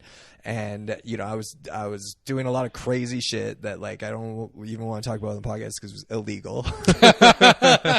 Making threats and stuff. But, and so I felt like really terrible about myself, like fucking hated myself after my manic episode was great. It was so fun. This is the weird thing about mania is like a lot of people don't understand. People are like, oh, that must have been hard for you to go through. It's like, no, it was fun as fuck to go through the mania. It's when you come down. And I think that's what actually keeps a lot of people from coming down is there's a part of you that knows like, wait, if I'm crazy right now, oh shit. So I got to keep this going. And I've seen it so many times with people trying to convince a bipolar person who's manic, like, hey, you're fucking manic right now. And they'll react so strongly because they're like, no, you just want me to depress. You want me to go back to the way I was before. Because like a manic episode is almost always coming after a depressive episode because like whatever it is in your brain. Yeah, it just fucking starts going up. You have no serotonin, no dopamine, and then you have way too much. And you figure a way to just trick your brain into making more and more of it. But so I felt like, really bad. I hadn't been doing stand-up. I wasn't doing anything. And then, since then, I've gotten back into stand-up. I feel like I have a community. When I go out into, stand-up shows, I know everyone there. I've friends, know. But then when I think about it, I'm like, how many friends do I have? Like, because stand-up's that weird thing where it's like, you see a lot of the same people at fucking 3 nights a week, 5 nights a week sometimes, but then you're like, do I hang out with these people? And I'm doing a better job of it. I mean, so much of it was just for me dealing with my social anxiety and anxiety in general, and just an inability to hang out with people, which is what caused my manic episode. I was just so anxious all the time. And, but since then I've like come out of it, and now I'm like, I look at my life, it's like, I fucking doing festivals, just got booked for Debaters. Hey-yo. And, I'm like, working at clubs, whatever, headlining more shows. So that part of my career is going better. I feel like I'm getting a little bit of fucking juice with the online shit, although that's always a fucking constant battle. Yeah. And like, I see people often, hang out with people often, but then there's still a part of me where it's like, do I have friends? Yeah, I know how you feel. I think that's so common because like how much time do you spend on your phone, do you think? Too much. My guess would be I probably average like 7 hours. Maybe I probably average 10 hours a day, but like 3 of that is work. Yeah. So like probably about 7 of like wasted time a day. Yeah, but I think, are you going off your like phone numbers? Yeah. Because that also includes podcasts, fucking music. Oh, really? Yeah. Oh. Well, then I honestly don't know, because because I'm listening to stuff like half the day. My hours sometimes, like, how was I on it 18 hours? And it's just like, I was just listening to podcasts the entire day, you know? And so I think those numbers are a bit inflated. But yeah, but I think what it is before phones, when you had 3 hours and there wasn't anything on TV, which there often wasn't, you would call a friend to hang out. Yeah. And then just that hanging out, that was like the times when you're doing nothing with somebody is like almost the most meaningful times. Yeah, 100%. You know, because it's like, I want to be with a person together doing nothing. Yeah. And that has sort of gone away, where it's now if it's like fucking 7 o'clock or whatever and you're like, I only got a few hours, you know, there's so much entertainment on TV, or you can go on your phone, and that's what people do. And so it creates this feeling where I'm like, I think a lot of people, and I know like how lonely I was and how isolated I was, so I know that I'm doing a lot better, but I'm still like, you know, do I have friends? But I think a lot of it is just a feeling in your head that a lot of people are dealing with. Maybe. I've kind of always felt this way, though. Like, I feel like even since I was like a kid, I always felt like the big one for me is like other guys. Yeah. I never felt like I fit in with all the guys. Yeah, that's why I thought it was trans. Honestly, because like, you more friendly with women? Yeah, 100%. I have like, and like I do a bad job of keeping up with like any of my friends for sure. Yeah. But definitely I grow closer relationships and friendships with women, like bar none. It's not even close. Yeah. I've got like maybe 1 or 2 close male friends, and like the rest of my friends are women. Yeah. But even then, it's like fucking, how old are you? 25? 25? Yeah. 1 or 2 close friends. It's not bad. It's not bad, but it's like, I don't know, dude. I grew up on a acreage. Yeah. And I took the bus home, and all of my friends all of the time were hanging out. They were taking the bus to each other's houses. They were doing sleepovers. Yeah. I remember going to school, dude, in like the 7th grade, just being sad as hell because all my friends went to a sleepover. Yeah. And I just like wasn't able to go because I couldn't get a ride there. Yeah. And just like feeling that isolation, and just like even in high school, like there's a couple friend groups that I was like I would hang out with. Yeah. But like all of those friend groups, like I see them now, they're still hanging out. Yeah. And they're not like losers. They're like doing good things. They're like they're getting married. They're doing the Friends thing, like if like the show for but like they're doing all these things, and I don't have that. Not the Friends theme song at all, by the way. That was fucking... Is that not it? Okay. The first time was Piccadilly Circus. Anyways, yeah, but yeah, no, I was thinking about that actually yesterday, where it's like I don't have that, but I think that's a natural. Do you think you miss out on that? Well, I think it's a natural consequence of doing stand-up and wanting to have some sort of entertainment career. Yeah. Everyone I know who is, I mean, I don't know, maybe comics are all hanging all the time without me, but it's like, I think they are. Fuck.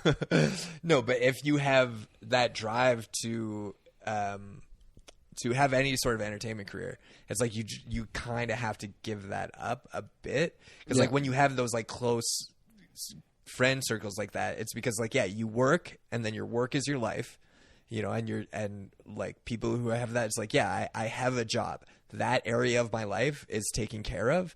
And so it's not that like they're unambitious. It's just like that they were able to do the thing that they were trying to do, which is their job. And now they have a job. And so now they have the freedom to just hang out with their friends and make plans with their friends and do all that shit. Where it's like, if you also have aspirations to have some sort of entertainment career, online career, then so much of your time has got to be devoted to that. Yeah. A little, you know, but maybe I'm just a loser. No one told me. I mean, maybe we're both loose. Maybe we should start hanging out. That's what we're learning on this podcast. That's what we're doing right now. Honestly, like this podcast, even if I didn't even fucking upload it, I do feel like it's healthy.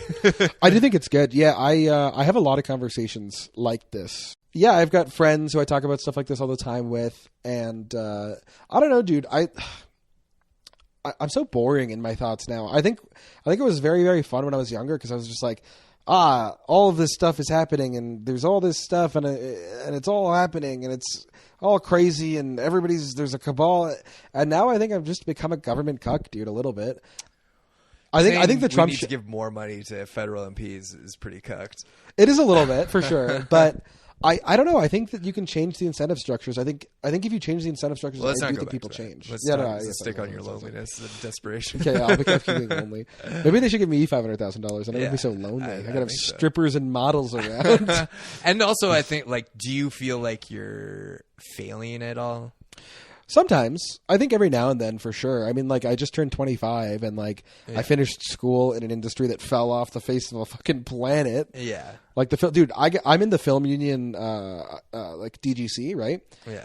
And are you in any of the unions? No. Okay, so every week, DGC sends out a thing to all its permittees. Yeah. And it's like, hey, fill in this availability thing. If you're looking for work, I fill it out every week. Obviously get nothing. Yeah. This last week when they sent it out, they sent out the normal one, right? And then they also attached a message that said, hey, there's only one production starting in Alberta in the next 3 months. Yeah. So if you're a part of this union, you should find other work. Yeah. Like, that's how bad film got in Alberta in like a year and a half. Yeah. Like, it was kind of booming for a bit.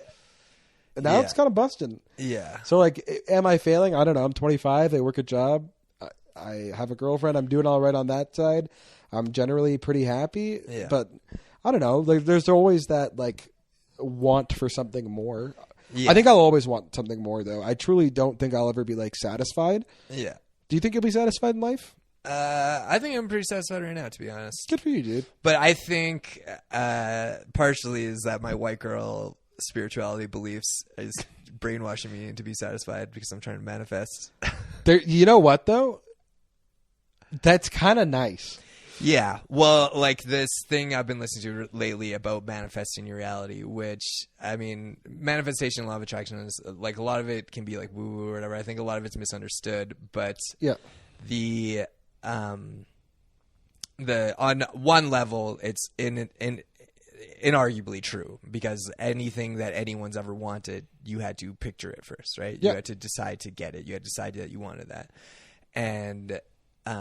And so it's like, well, how do you get the things you want? And the law of attraction shit I've been on, where it's like you have to see what you want, know what you want, but then also how you like bring that into your reality is, of course, through action. Because it's like, well, if you actually want it, what step can you take right now to get it? And I think that's partially what, I mean, for me, like, you know, because I was so fucking lost and, you know, throughout most of my 20s and even most of my 30s, is just like, you don't know what you want. And I think that's what law of attraction is so helpful for, is to be like, what do you fucking want? You know, because I think even with stand-up, a lot of people do stand-up, and the people who go the farthest and the fastest know exactly what they want. And I've seen that over and over again. The people who get what they want know what they fucking want, and they go for it. Whereas a lot of stand-ups, they're like, yeah, I would like to, you know, they think like when they first started out, it's like, yeah, I'd like to be Bill Burr or whatever. You know, I'd like to be super famous and have a cool life and be cool friends with like cool celebrities and stuff. Yeah. But then they start doing stand-up and they're like, how much do I even really want to do this when you're dealing with all like the pain, rejection, the setbacks and everything, the constant comparisons, the bitterness of other people getting shit. But knowing exactly what you want is like the first step, then trying to get it, and then the step that this one guy has been talking about is you have to be completely detached from actually getting that. Because how manifestation works is you're actually, or at least in this phase of reality which we're in now, which I think the universe and Earth is going through like a huge spiritual evolution, speeding up process right now. And how manifestation works and all this stuff is like, it's actually about your energetic state. And so convincing yourself to be in a positive place.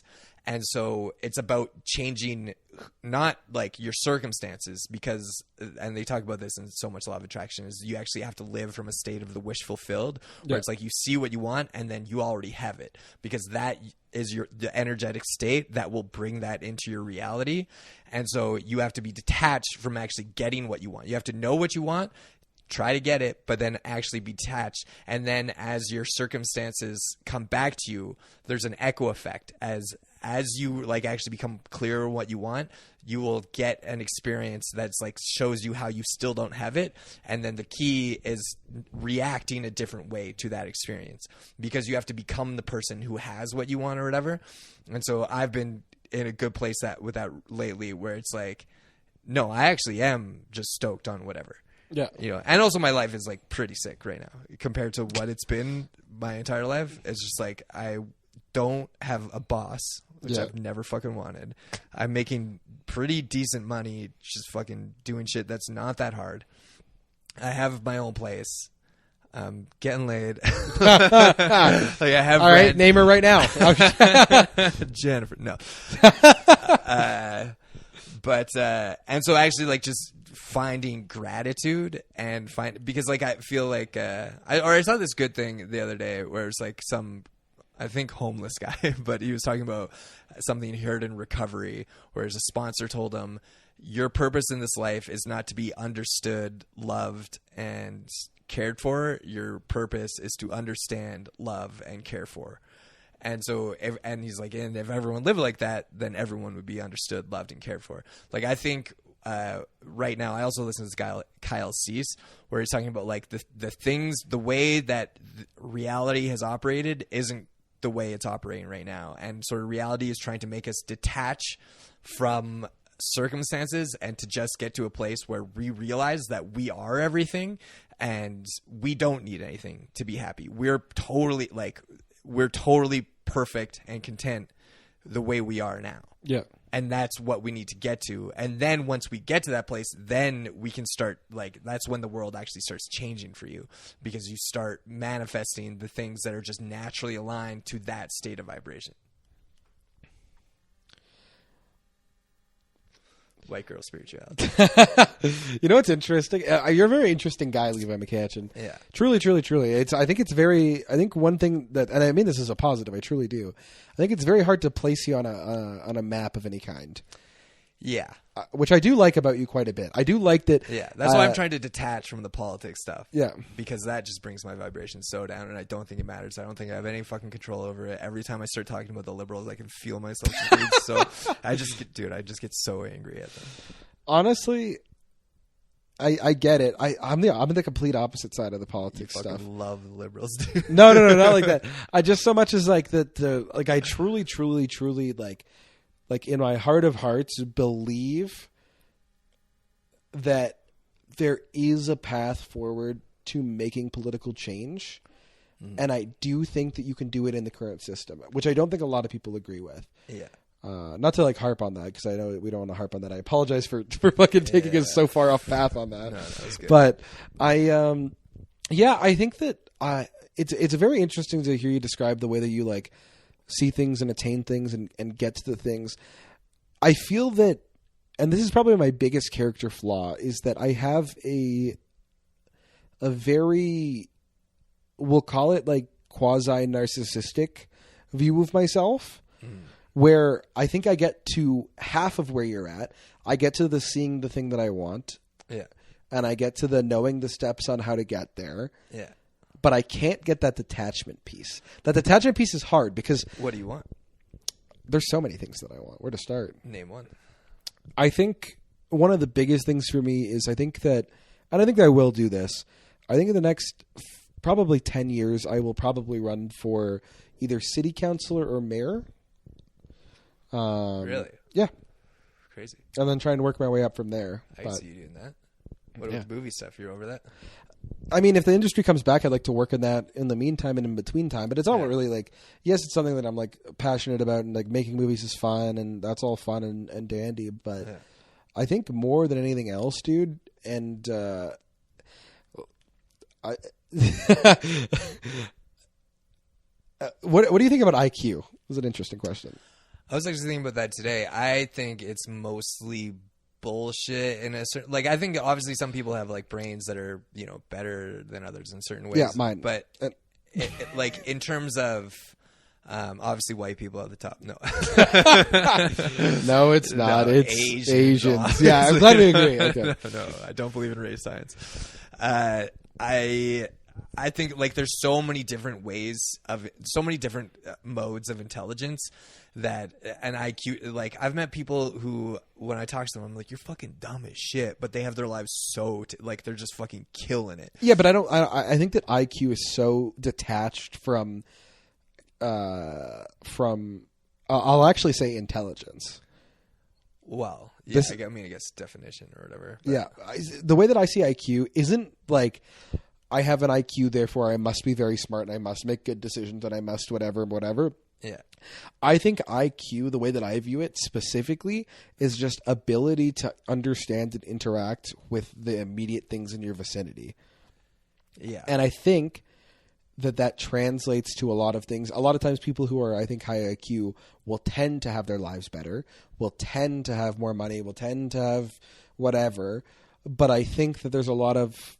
I think more than anything else, I think IQ just allows you... The only thing it really allows you is the ability to manipulate others.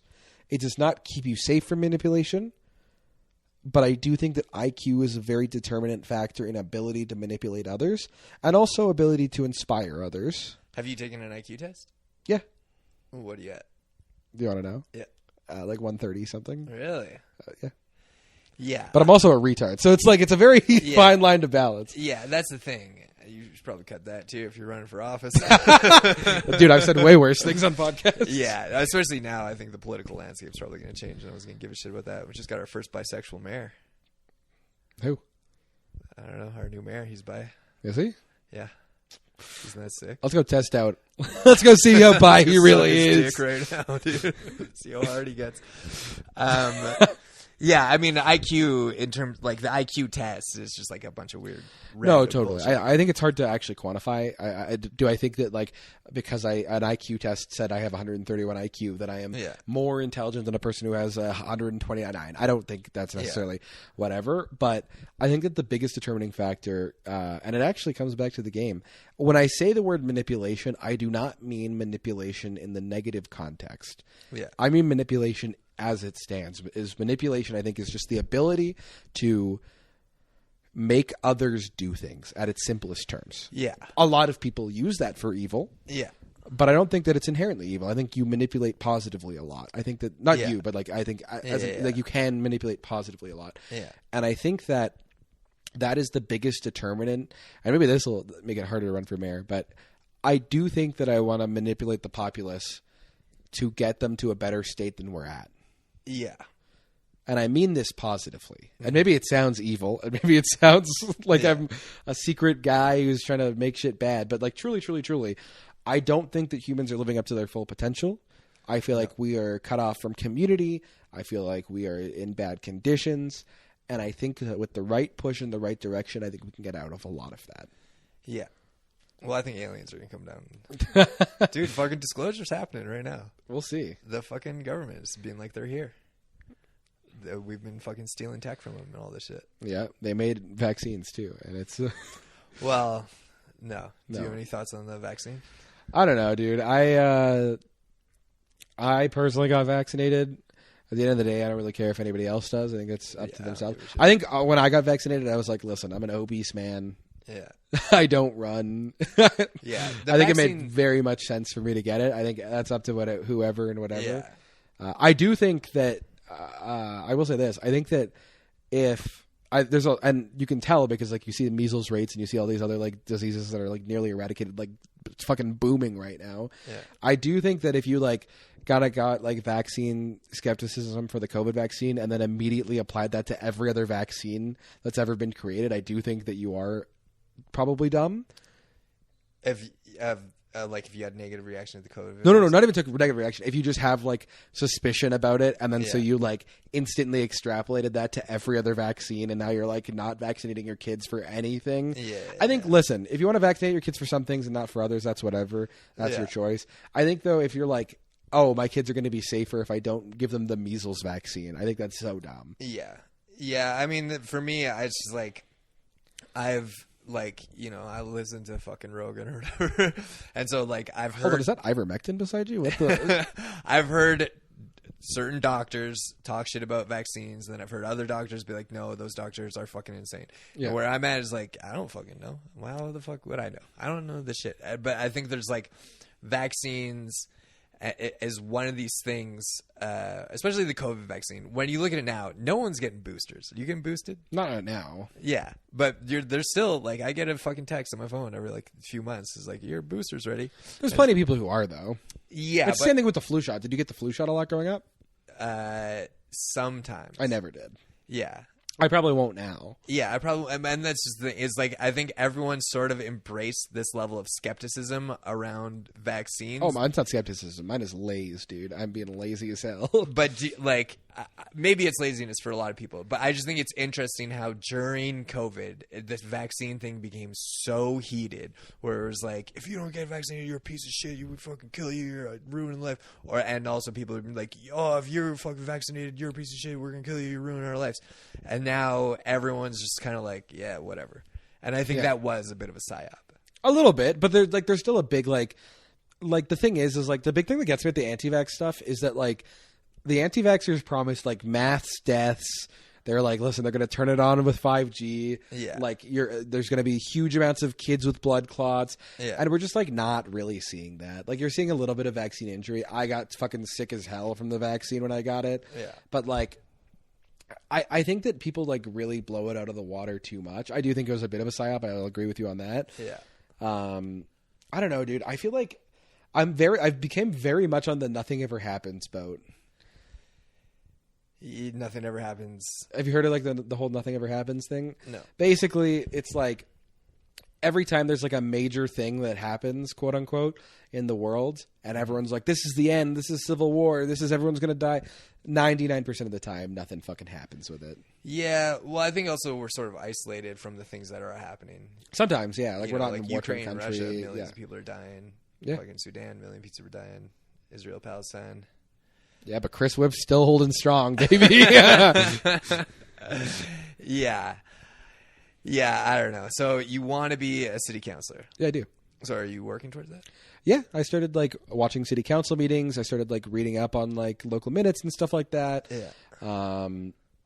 The big thing is that it is quite hard to keep up with local politics when everything political is so national and so from the States. Yeah, for sure. I think in an ideal world, I would actually love to be a politician in the States. I truly would. I'm not an American. I don't plan to be. I don't plan to move there or whatever. But I think like in another life, I could see myself immigrating down there, becoming a fucking citizen, and then just taking it as high up as I can go. Yeah. Maybe that's a power grab fantasy. Maybe that's whatever. But yeah. Do you think you want to be a politician to just like help people? I do. Yeah. I think generally, like, you look at my life has majority been helping people. Like when I was all the way through middle and high school, I volunteered at a church. I counseled summer camps. I ran 4-H stuff. I helped out with 4-H stuff. Even now I help out with 4-H stuff when I can, like judging public speaking events, things like that. I coached high school football for a couple of years. Yeah. I always like really try and get involved. I truly believe community is something that we've lost a lot. Yeah. I think it's a big part of humanity that we've lost quite heavily. Yeah. And I think that advocating for community and helping community is one of the best things an individual can do with their lives. Yeah. Whether that's on the political scale, whether you volunteer, whatever it might be. I think if you're helping people in your community and you're interacting with your community, you are more likely to have a successful society. And I think that I can make a change in that. And maybe I'm wrong, and maybe I'm going to take the big oil money and fucking I don't know, dude. Maybe you'll see me at the Wailing Wall. Who cares? Well, probably, if you want to be an American politician. But see, this is where I want to bring it back to angry, sad, lonely young men. Is I think that's, and in terms of the game or whatever, and why I think game and pickup and seduction is important is because I think men are generally pretty goal oriented. Yeah. In that sense, where it's I think so many young men feel because I think for. I kind of have this theory, maybe this is sexist, I'm not sure, that for men, the hardest time of your life is fucking 18 to 30, okay, around then. And then women, the hardest time of your life is fucking 30 to 50. Interesting. Okay. Just in terms of maybe not hardest or whatever, but just in terms of social value, because if you're an 18-year-old woman, like generally you have so much value just to society. Like if you're a good-looking 18-year-old woman, 25-year-old woman, like people want you to go places. People just want you there because you're young and hot, and that has value in our society. Whereas if you're a young man, especially if you don't know how to fucking get laid, you don't know anything, you're just a loser. No one, like, you've just gone from like being a cute young teen to now you're a man, and it's like, well, what can you provide us with? What value do you actually have? And then once you sort of figure that shit out, then like, you know, in your 30s you become more desirable, I think, to women, because you're just more confident, you understand life a bit more, you understand women a bit more, and then you just have this sort of like solid footing under you. Whereas like women, you're starting to deal with the aging process, and just, not to me, I think all women are beautiful, but like society, I think, treating you less valuable than they did just inherently when you were 18. And I think a lot of women don't realize that inherent value that they have, the way society treats them, until they get a bit older and it starts going away a little. And then women do talk about like becoming invisible or whatever. And it's like, yeah, that feeling of invisible is what every guy who's like 20, or like most guys who are like 20, if you're not like, you know, a hot 20-year-old or whatever. Maybe. I'm 70% of the way there with you. The thing is I think for young men, unfortunately, and I don't mean this as a hateful way, it is a skill issue. I think it purely is a skill issue. But no one's teaching them these fucking skills. Yeah, because I don't think they have any good male role models. Exactly. Like that's what I'm trying to be. Yeah, I can see. I'm trying to tell. We're gonna see the Joe Rogan of the left right here, dude. Dude, honestly, well, like because just the rampant like sexism amongst young men, the fucking Gen Z making a turn towards racism and sexism, it's like, that's bad, and I'm trying to stop it. And I think one of the steps is like admitting that the culture has been a bit sexist towards men. Maybe not as much anymore, but for a while there just was a lot of like negativity. I think like the man versus bear thing was so destructive.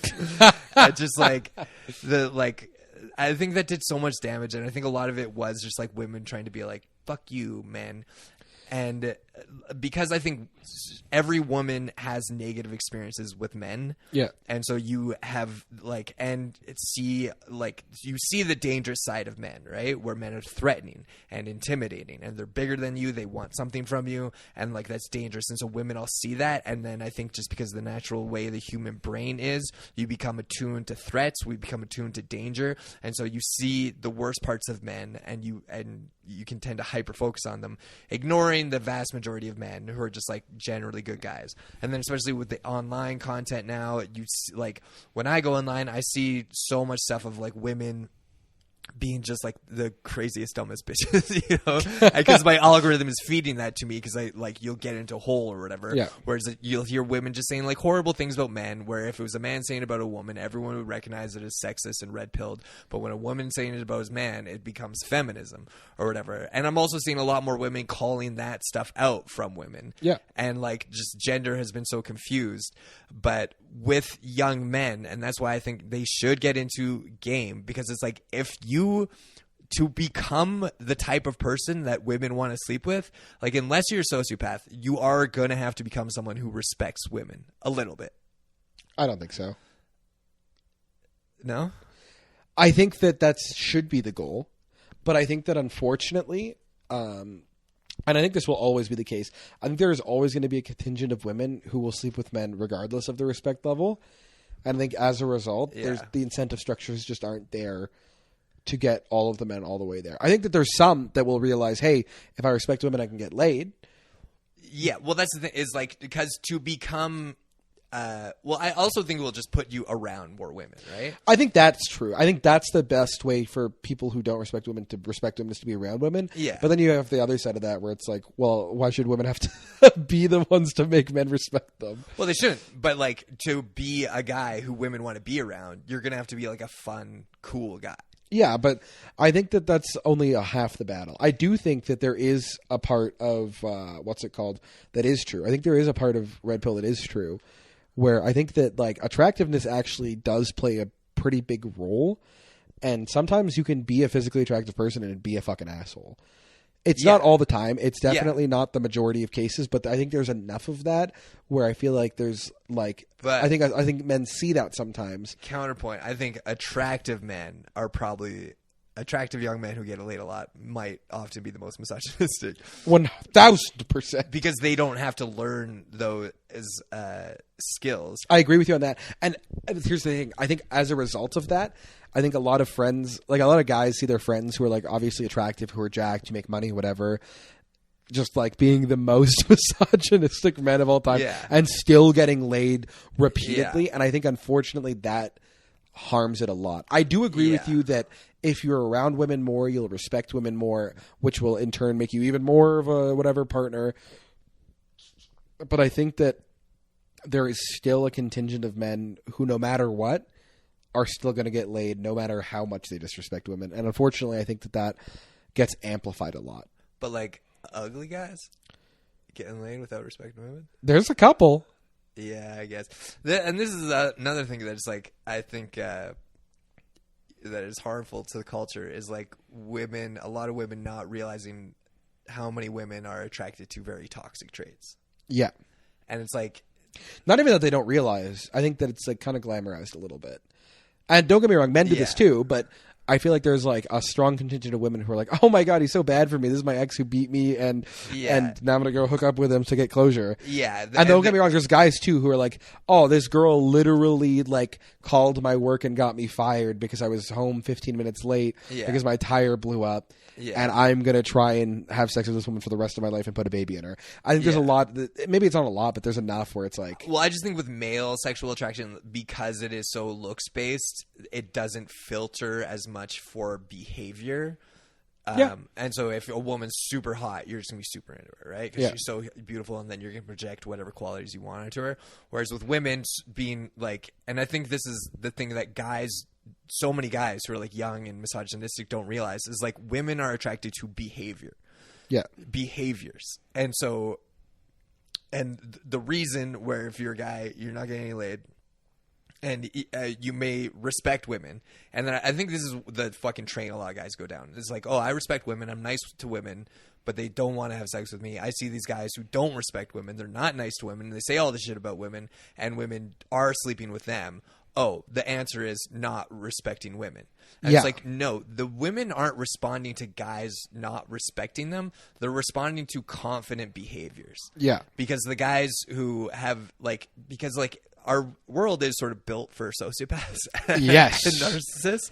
And it's a great day to be a narc, buddy. Yeah. If you don't care about people, it makes you, like you said, very easy to manipulate them because you're not because for me, I had so much like empathy or compassion, or maybe that's like a conceited way of put it, but just like I'm an empath. Like I take on other people's feelings, so I always wanted to make people feel good, right? Yeah. And so if I was around a woman, I'd just be super nice to her and be like, yeah. Whereas like when you realize like, oh, like you can be a nice woman and you could be her friend, and that's good. You should have female friends. I think the more female friends you have, like the more chances you probably will have of getting laid, just because you're going to be around women.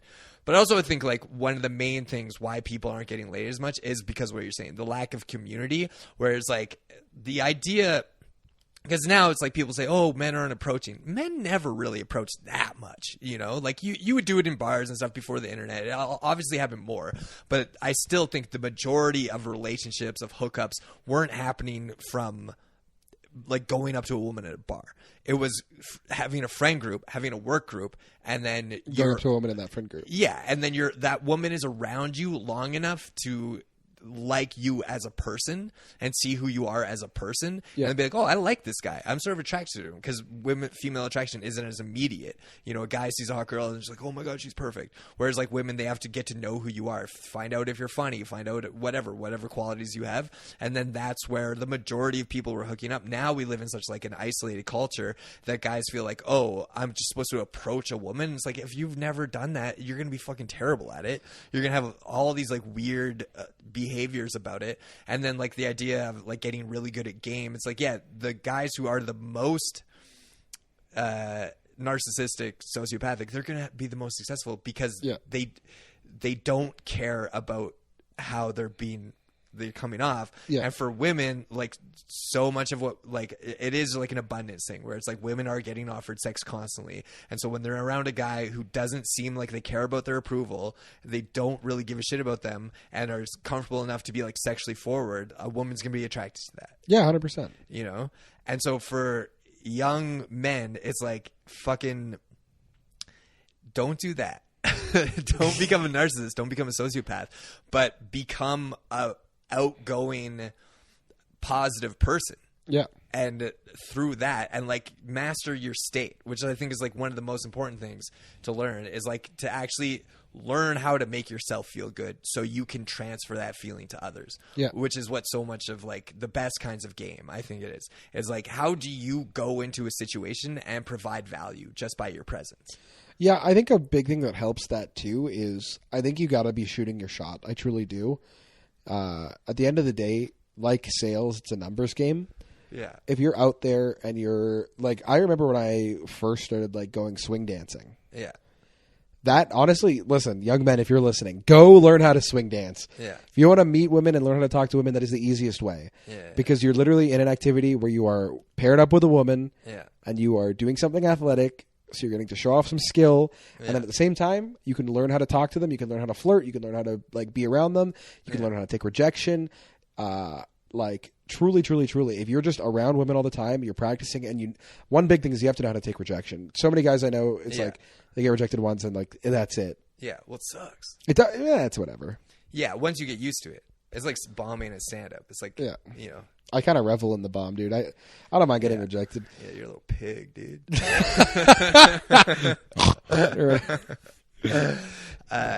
No, because like that's, you know, what I'm trying to is like, I feel like young men, especially just young people in general, but with young, because I remember when like pickup, I already talked about this, but like when pickup first got going, it was so demonized, right? People were like, oh, this is so evil or whatever, and it's like, well, if you're a man, it is your responsibility, and women don't really get this, but it is your responsibility to get a mate, right? Like women, that's just going to come to you constantly. And it's coming to them less because men are going out less. And I think now we're finally starting to see it turn. And a lot of women, like online at least, are saying like, why aren't guys approaching? Guys need to approach. Guys need to like take the initiative or whatever. Yeah. And, you know, and then the guys will be like, oh, you only want the right kind of guy. And what these guys don't realize is like, you think that it's because of the way the male brain works, you think like, oh, I want to sleep with that girl. I know it the second I see her. And so that woman is making the same assumption with me. And if I get rejected, it's because she thinks I'm a piece of shit. And it's like, no, it's because of how you're acting. Yeah. And if you acted a completely different way, there's a very good chance you would get that girl. And that's what so many guys don't realize. It's like, it's not who you like, your attractiveness or whatever. I mean, that is a huge level of it, but anyone can get more attractive. You can max your attractive stats, you know, just put in some effort, but then learn these behaviors and learn to become a person who like works on themselves. And like, you see all these guys online talking shit about women. It's like, you're never going to get laid going online talking shit about women. Yeah, true. You know? Honestly, the biggest hurdle to people who can't get laid, to getting laid, the biggest hurdle is hanging out with other dudes who can't get laid. That's a big thing too. Yeah. Unironically, I know it's like the big meme, your network is your net worth, but like unironically, when it comes to dating, you have to have friends who know how to talk to women, or you're just going to be in a circle of guys who never know how to talk to women for the rest of your life. You have to be able to see the behavior modeled in front of you to be able to do it. Yeah, for sure. And there is an element of like, people don't like, if you're comfortable with where your life is and you're not comfortable with where your life is, but you're unhappy with your life, you don't want your friends to move beyond you, you know? Yeah. You don't want them to like succeed, because it makes you question yourself and what am I doing? Like, and I think like that's what I want to try to tell young men is like, just fucking try. Yeah, you got to try something. And like, and through trying, you will develop skills. You will fail. And then if you keep going, you will get better at stuff. And you just but I think there's people have just given into so much nihilism and apathy and like, oh, the world sucks. And it's like, yeah, it's very easy to see that. And like, I do feel so bad for like young men and young people in general, fucking graduating. Rent is so expensive. Wages haven't gone up. It feels like the world's falling apart. being online will reinforce that if that's what you're looking for. Yeah. But if the more positive you get, you start seeing positive things. You start seeing, and like in every time throughout our entire history, there's been terrible things happening and there's been good things happening. And it depends on what you focus on. That's what your life is going to become. If you focus on negativity and like that's why I try not to get into politics, is because like the most negative and depressed I am is when I'm focusing on politics and all this horrible shit happening. And I'm not doing anything about it. I'm just fucking focusing on how much everything sucks. But it's like, if you believe in yourself and you believe in your ability and like just have a sense of purpose and mission, it's like, yeah, whatever, I'm here, but I'm going there. Just having that as a young man will make you feel so much better to just have any sort of goal and make that goal be something you care about. And it can, like, truly, it can be anything. Yeah. And it doesn't matter what it is, by trying to do something. And I think why like focusing on like getting laid is like, on one level, it's a very shallow goal, but it's such a good motivator.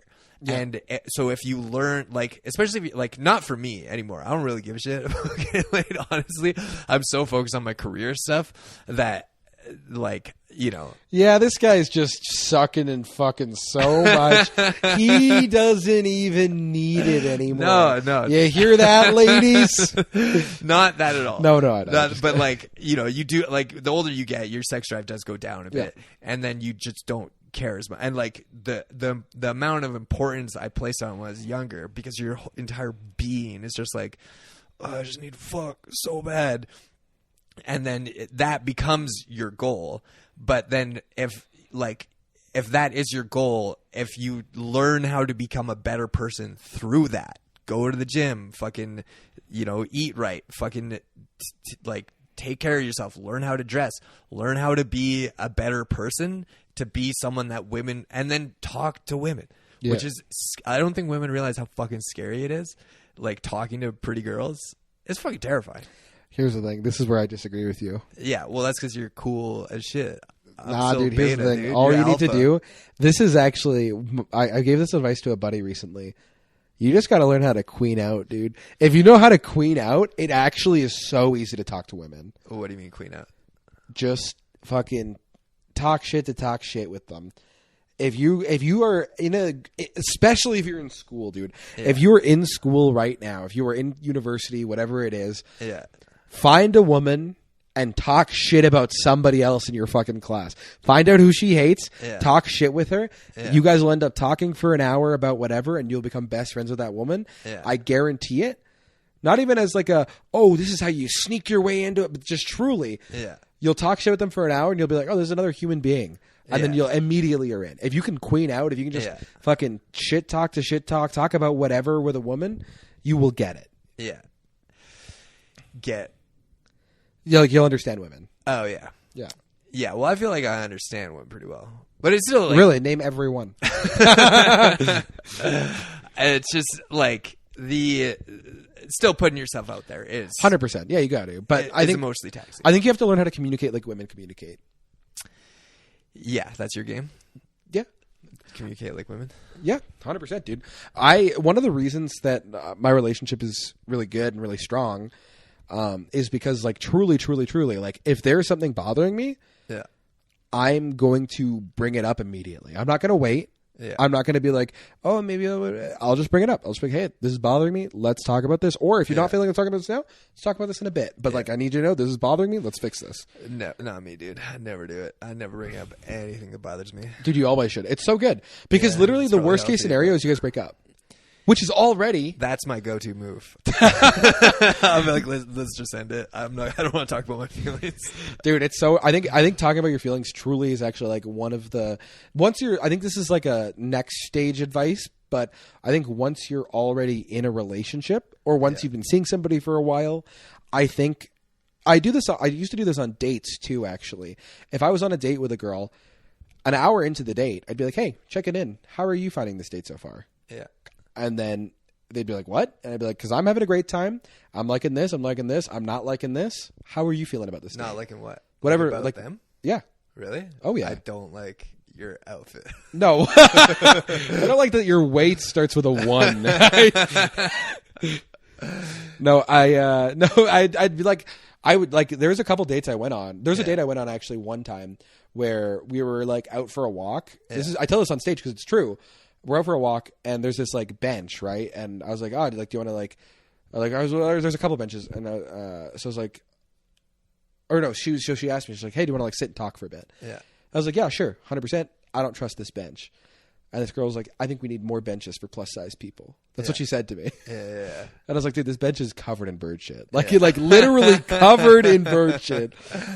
And immediately, I literally, like right after that, I was like, listen, I think that was kind of crazy thing to assume. Yeah. It's a what's it called, bench too? It's a concrete bench also. She was like, you thought you were going to break the bench? Yeah. That's what she assumed. And I literally said, I don't really fuck with that. Thanks for the date. Have a good one. And that is, oh, you left it right there? Yeah, 100%. Holy shit, dude.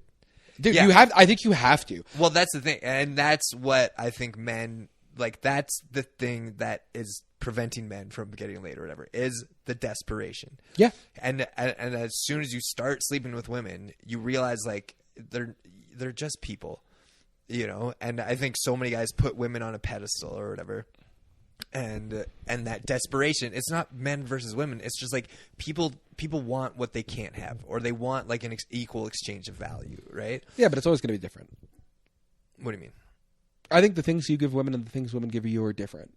Yeah, but I'm just talking about that, like that willingness to walk away. Oh, right? yeah. And I think that's why so many guys get caught up, because guys are like, I want to get laid so badly. Oh, I met this girl, she's perfect, and I love her. And then women sense that. Yeah. And that's what so much of a game is, which is just like, don't be that. Don't have that air of desperation. Yeah. Be someone who's confident, fun, not as afraid to say what you think, because you're not validation seeking. Yeah. Like, that's the biggest thing, is validation seeking. You know? This is why I think that if you're a young man, I think you have to approach women that you have no chance with. Because I think you have to learn how to take that rejection. Learning how to take the rejection is probably the biggest hurdle to talking to women. Because if you don't understand how to take rejection, you're just not going to get it. Yeah. See, I don't do that. Really? I just wait for a woman to be like, do you want to fuck? And I'm like, sure.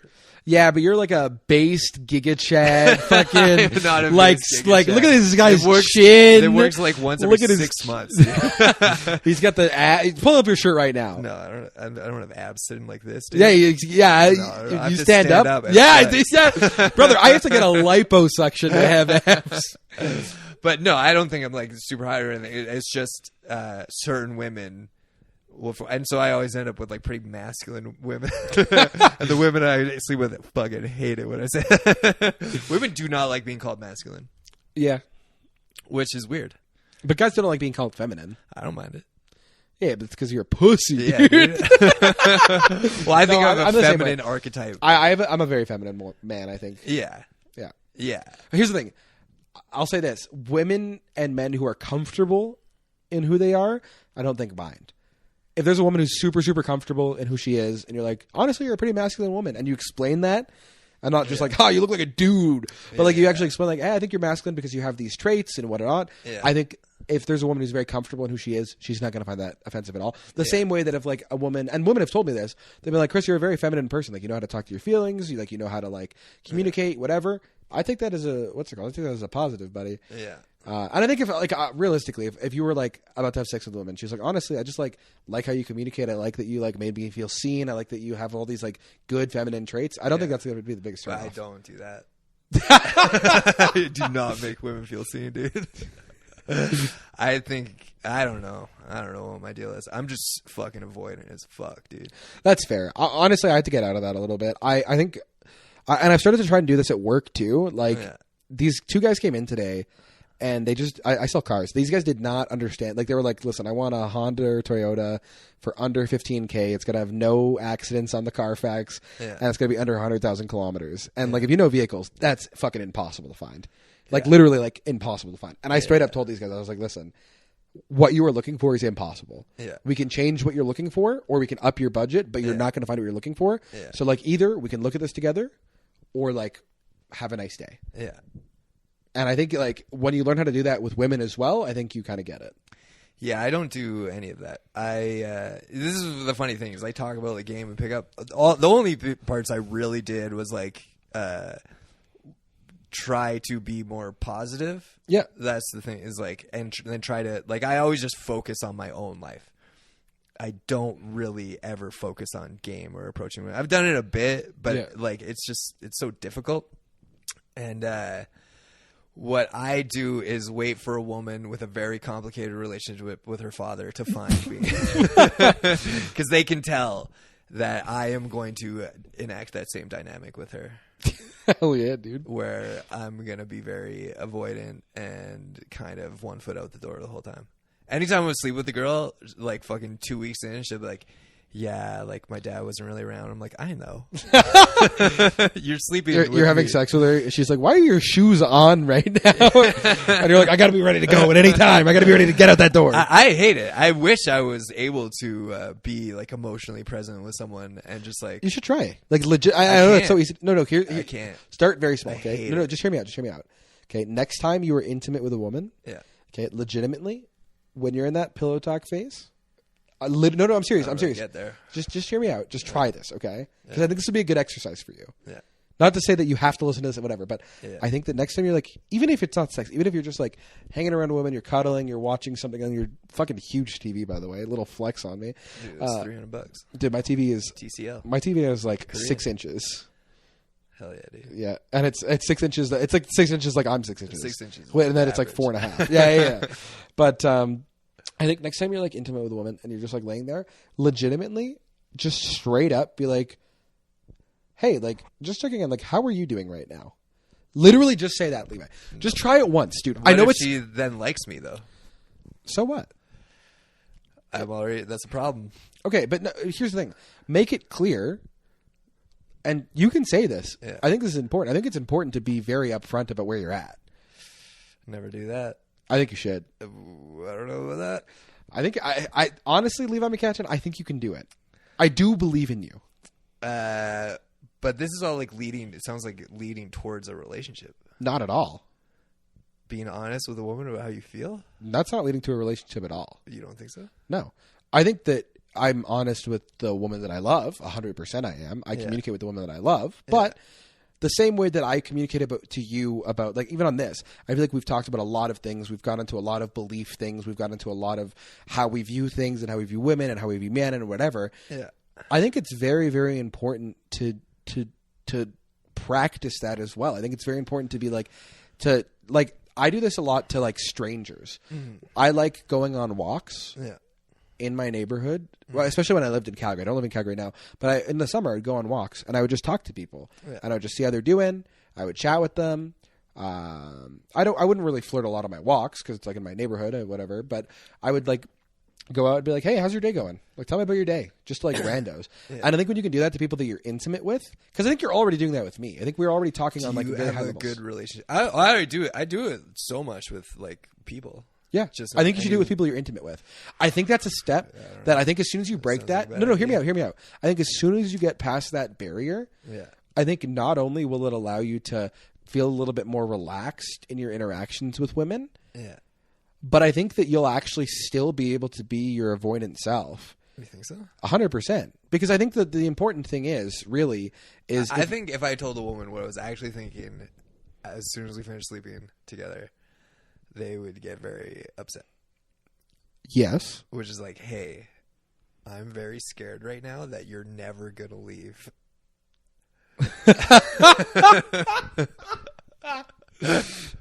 I'm terrified that you won't leave.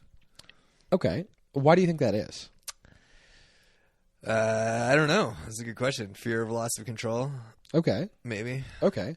So don't you think it'd be kind of interesting to, especially if it's a woman that, like, let's be honest, if you're sleeping with a rando, the chances of you caring about that rando, this goes for men and women, this is not just like but like if you sleep with if you have a random hookup, the chances that you care about that hookup past the point of the hookup is probably pretty low. We would agree? Don't really have random hookups because the thing is I do care deeply about every woman I sleep with. Okay. I just don't want them to need or want or expect anything from me ever, including spending time with them. Okay, but here's the thing. Unless they break up with me and then I want them back. Here's the thing, though. You're already in that situation, right? You've already had sex in the scenario. Yeah. I think it's important to humanize the people that you're with, not for their sake, although it's nice for their sake. I humanize them. I'm not talking about random hookups. No, I'm not talking about random hookups either. I'm talking about people that... The reason I think it's important to be intimate with people that you're intimate with... is I think that it helps you get past anything that you have that's keeping you from that next stage. Yeah. One of the big things for me, because I was I was engaged. I was in a 5.5-year relationship. You're engaged? Yeah. Oh shit. Same girl since I was like 18, and we broke things off. And for a year, I was just kind of floating. Yeah. I was going out on dates. I was hooking up with people, and I realized that one of the reasons I wasn't dating these people that I was going on dates with, I wasn't like trying to form relationships with them, was because I truly just was not in a place where I was ready to. I wasn't in a place I would jet as soon as anything happened. Yeah. As soon as I felt them coming on too strong, I would go.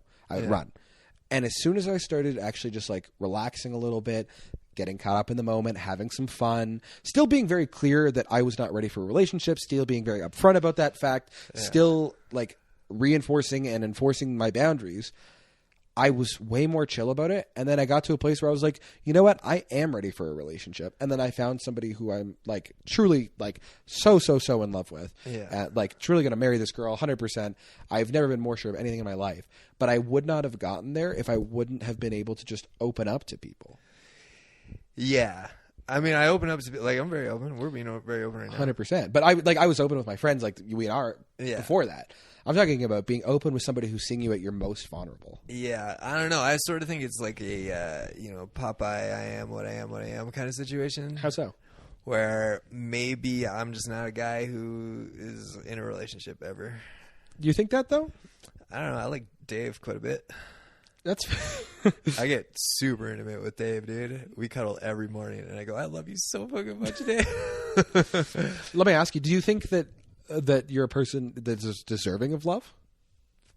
Yeah, I have no problem. Well, I don't know. Like, I don't know. Not that you like being loved, but that you think that you could be somebody that somebody else could love. Oh, 100%, dude. Okay. It's not like a confidence problem. No, I'm not saying it's a confidence problem. Yeah. I'm just trying to find out where it is. And if I'm digging too much, tell me to fuck off. No. I like this conversation. Okay. I think it's just an emotional avoidance problem. I don't know where it comes from. I used to think, my parents, but maybe that's not true. Okay. Did you have a loving relationship with your parents growing up? Me and my mom were close. Me and my dad had a pretty strained relationship. Yeah. And I think even now it gets strained at times. Yeah. My dad does an ex-Hutterite. He grew up as like fucking no feelings as you can. The biggest I've told the story a couple times to a couple of people. One of the most connected moments to my dad I've ever felt was I was in high school. I just had my first breakup.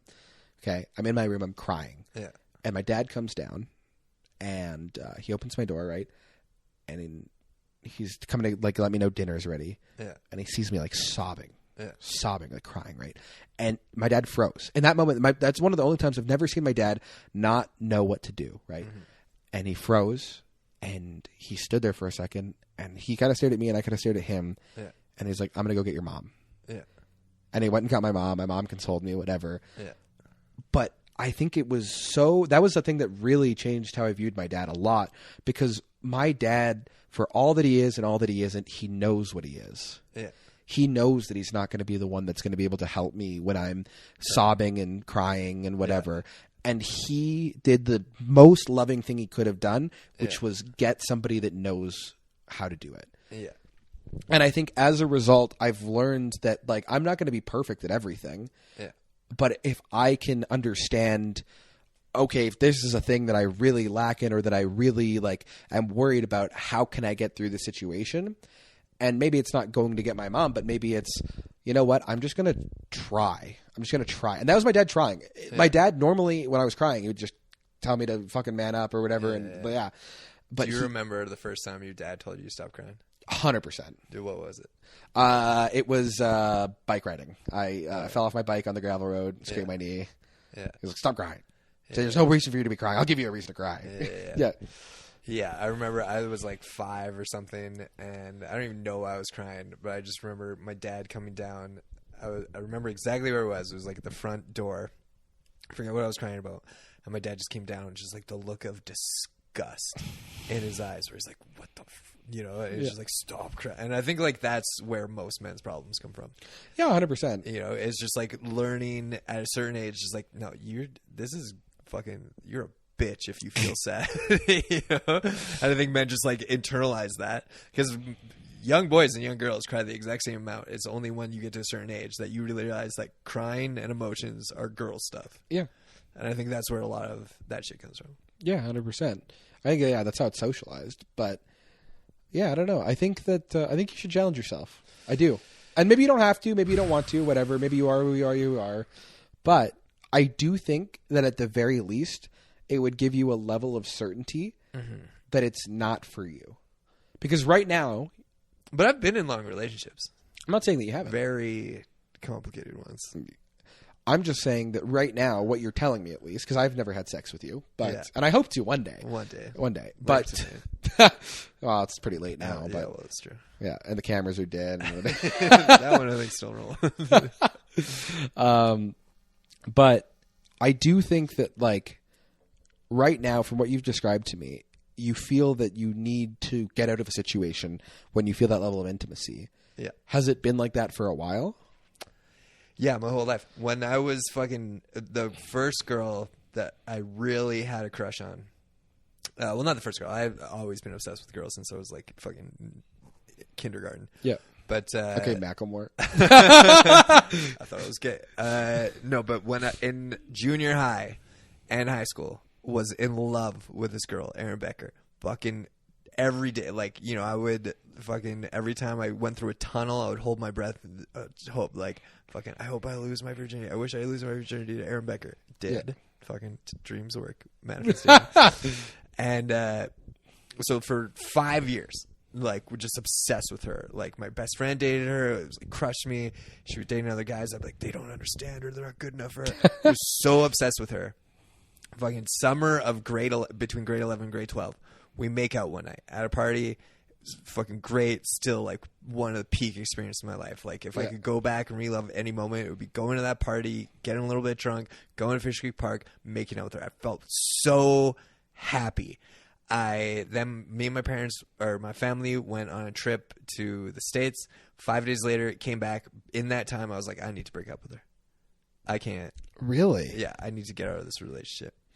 I had like the biggest crush on this French girl, Maude. So hot. This was like, you know, maybe like 8 years ago. And we were both in this acting class together. Just like all this weird shit happened where it was like sort of faded. We would like have just weird similar experiences. Yeah. And she was so hot, so cute, so cool. Like exactly the kind of girl I wanted to date. Like fucking smart, funny, interested in art. Like super hot French accent. Had such a crush on her. We were dating. Like we hooked up. Like fucking like had sex I think like 4 or 5 times. Then one night she got mad at me for something. I was like, I need to be alone. Broke up with her. And then like as soon as it's no longer an option, I'm like, I need you back. Yeah. Yeah. Dude, I think you should challenge yourself. I really do. And what I mean by this is like, but the feeling doesn't go away once I'm with them. I have to suppress it constantly. I think one of the reasons for that could be, and again, I could be wrong about this, but I think one of the reasons for that could be that you've always had the out. And if you haven't had the out, you've made the out. Yeah. Right? I think right now, your fear is coming from a lack of an out. I think right now, the reason I think you should challenge yourself on this is because if you have sex with a girl, you always have that out. Yeah. The out is always there, right? The out doesn't go away just because you're a little bit vulnerable with her. Yeah. I think next time you're in an intimate situation, I think you should try and pillow talk. Because here's the thing, hear me out. Just hear me out. Just a little bit. Because the out is still there. The out doesn't disappear when you pillow talk. Yeah. But I think that you will at least get a little bit of exposure therapy to like all right, I'm going to try and talk to this person and I'm going to talk to them on some sort of emotional level. And no matter what, I'm still going to be able to get out of this. I'm still going to be fine. I still don't have to marry this person. It doesn't lock me in. But at the very least, I get to have like a slightly deeper level of connection and then just sit in that for a minute. I do think it would actually do wonders for you. I don't know about that. Here's the thing. You don't have to do it. Don't have to take my advice, whatever. But I do hope that you do. I just feel it's like it's more honest if after we have sex, I'm like, all right, let's watch a movie and not talk about anything. Because then I'm not, you know. Then you're not what? leading them on. I don't think it's leading them on to humanize them. I'm not dehumanizing. I'm not saying that you're not. No. I like and care for all these women. Yeah, I'm not saying that you're not. I don't want them to like me too much. Okay, why? Because then they're gonna want stuff from me, dude. Why? They're gonna want like connection. Who says? Just women, dude. I think that you're actually. Maybe this is a good point. Maybe if I get really clingy right away, then they'll want to get out. That's not what I'm saying. Get clingy. Here's the thing.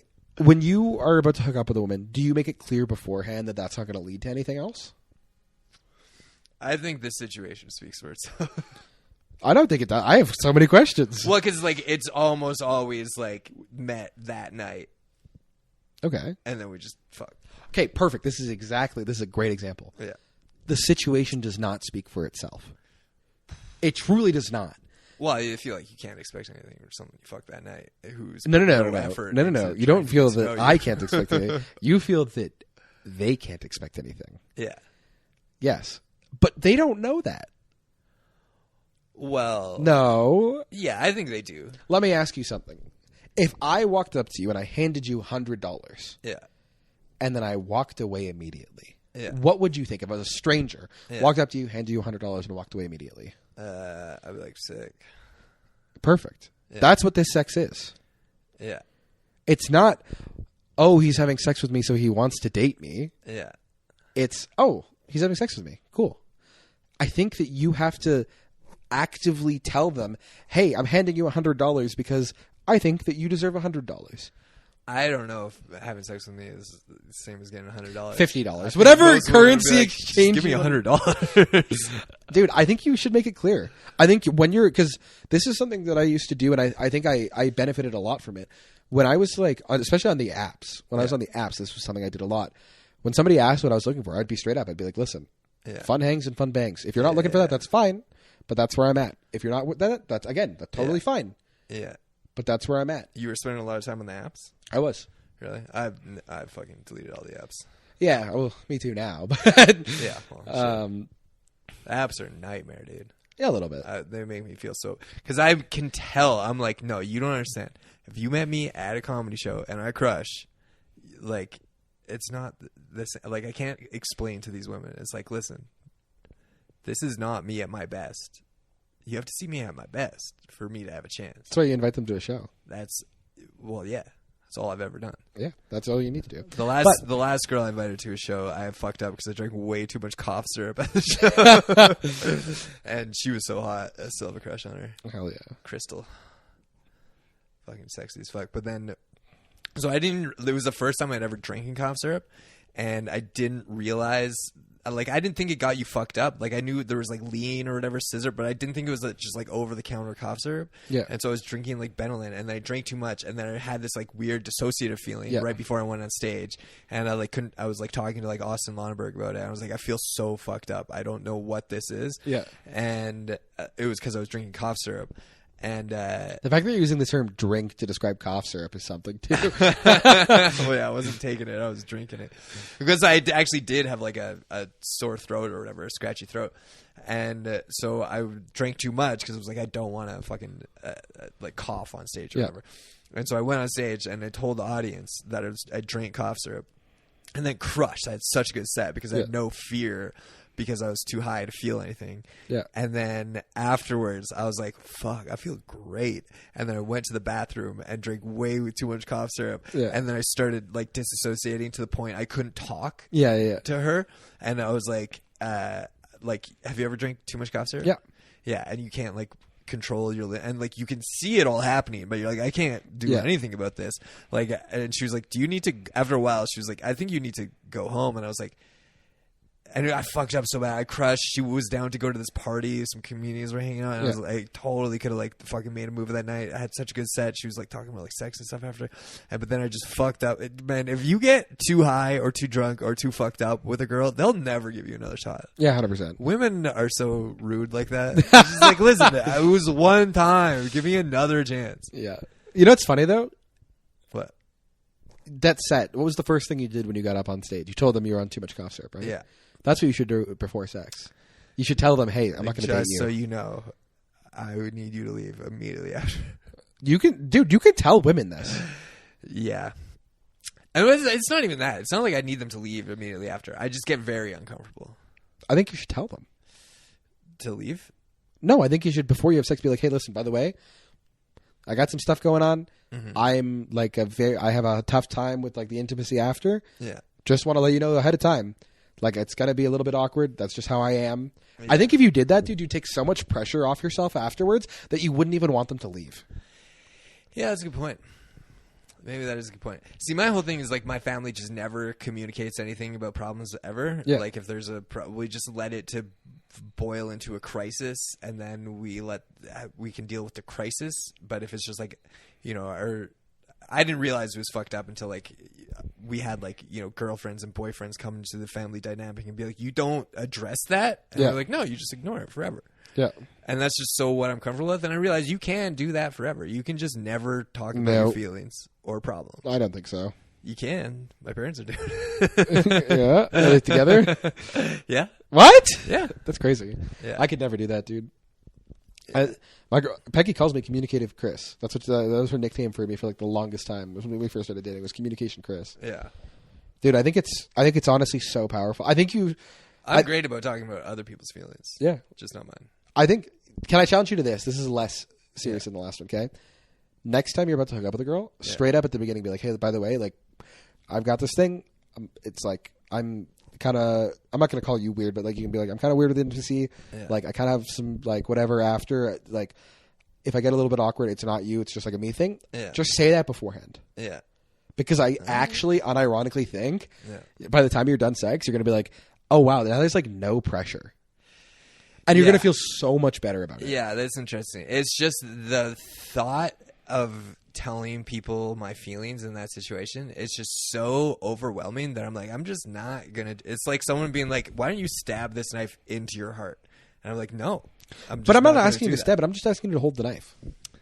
All right. I'll give it a shot. You will? I'll tell you how it goes. Please. I'm going to try it. Can we have a follow-up episode where we go over it? Yeah. We'll bring the girl in too. That would be fun. That would be fun. All right. Do you got anything to plug? Not a whole lot, buddy. Come buy a car for me. You guys need to buy a car? Come down to House of Cars McKnight. Come buy for me. Fucking. Also, if you're my manager, please do not listen to the rest of this episode. Or your mayoral campaign. Vote for Chris. Vote for Chris. All right. Sick, dude. Sick.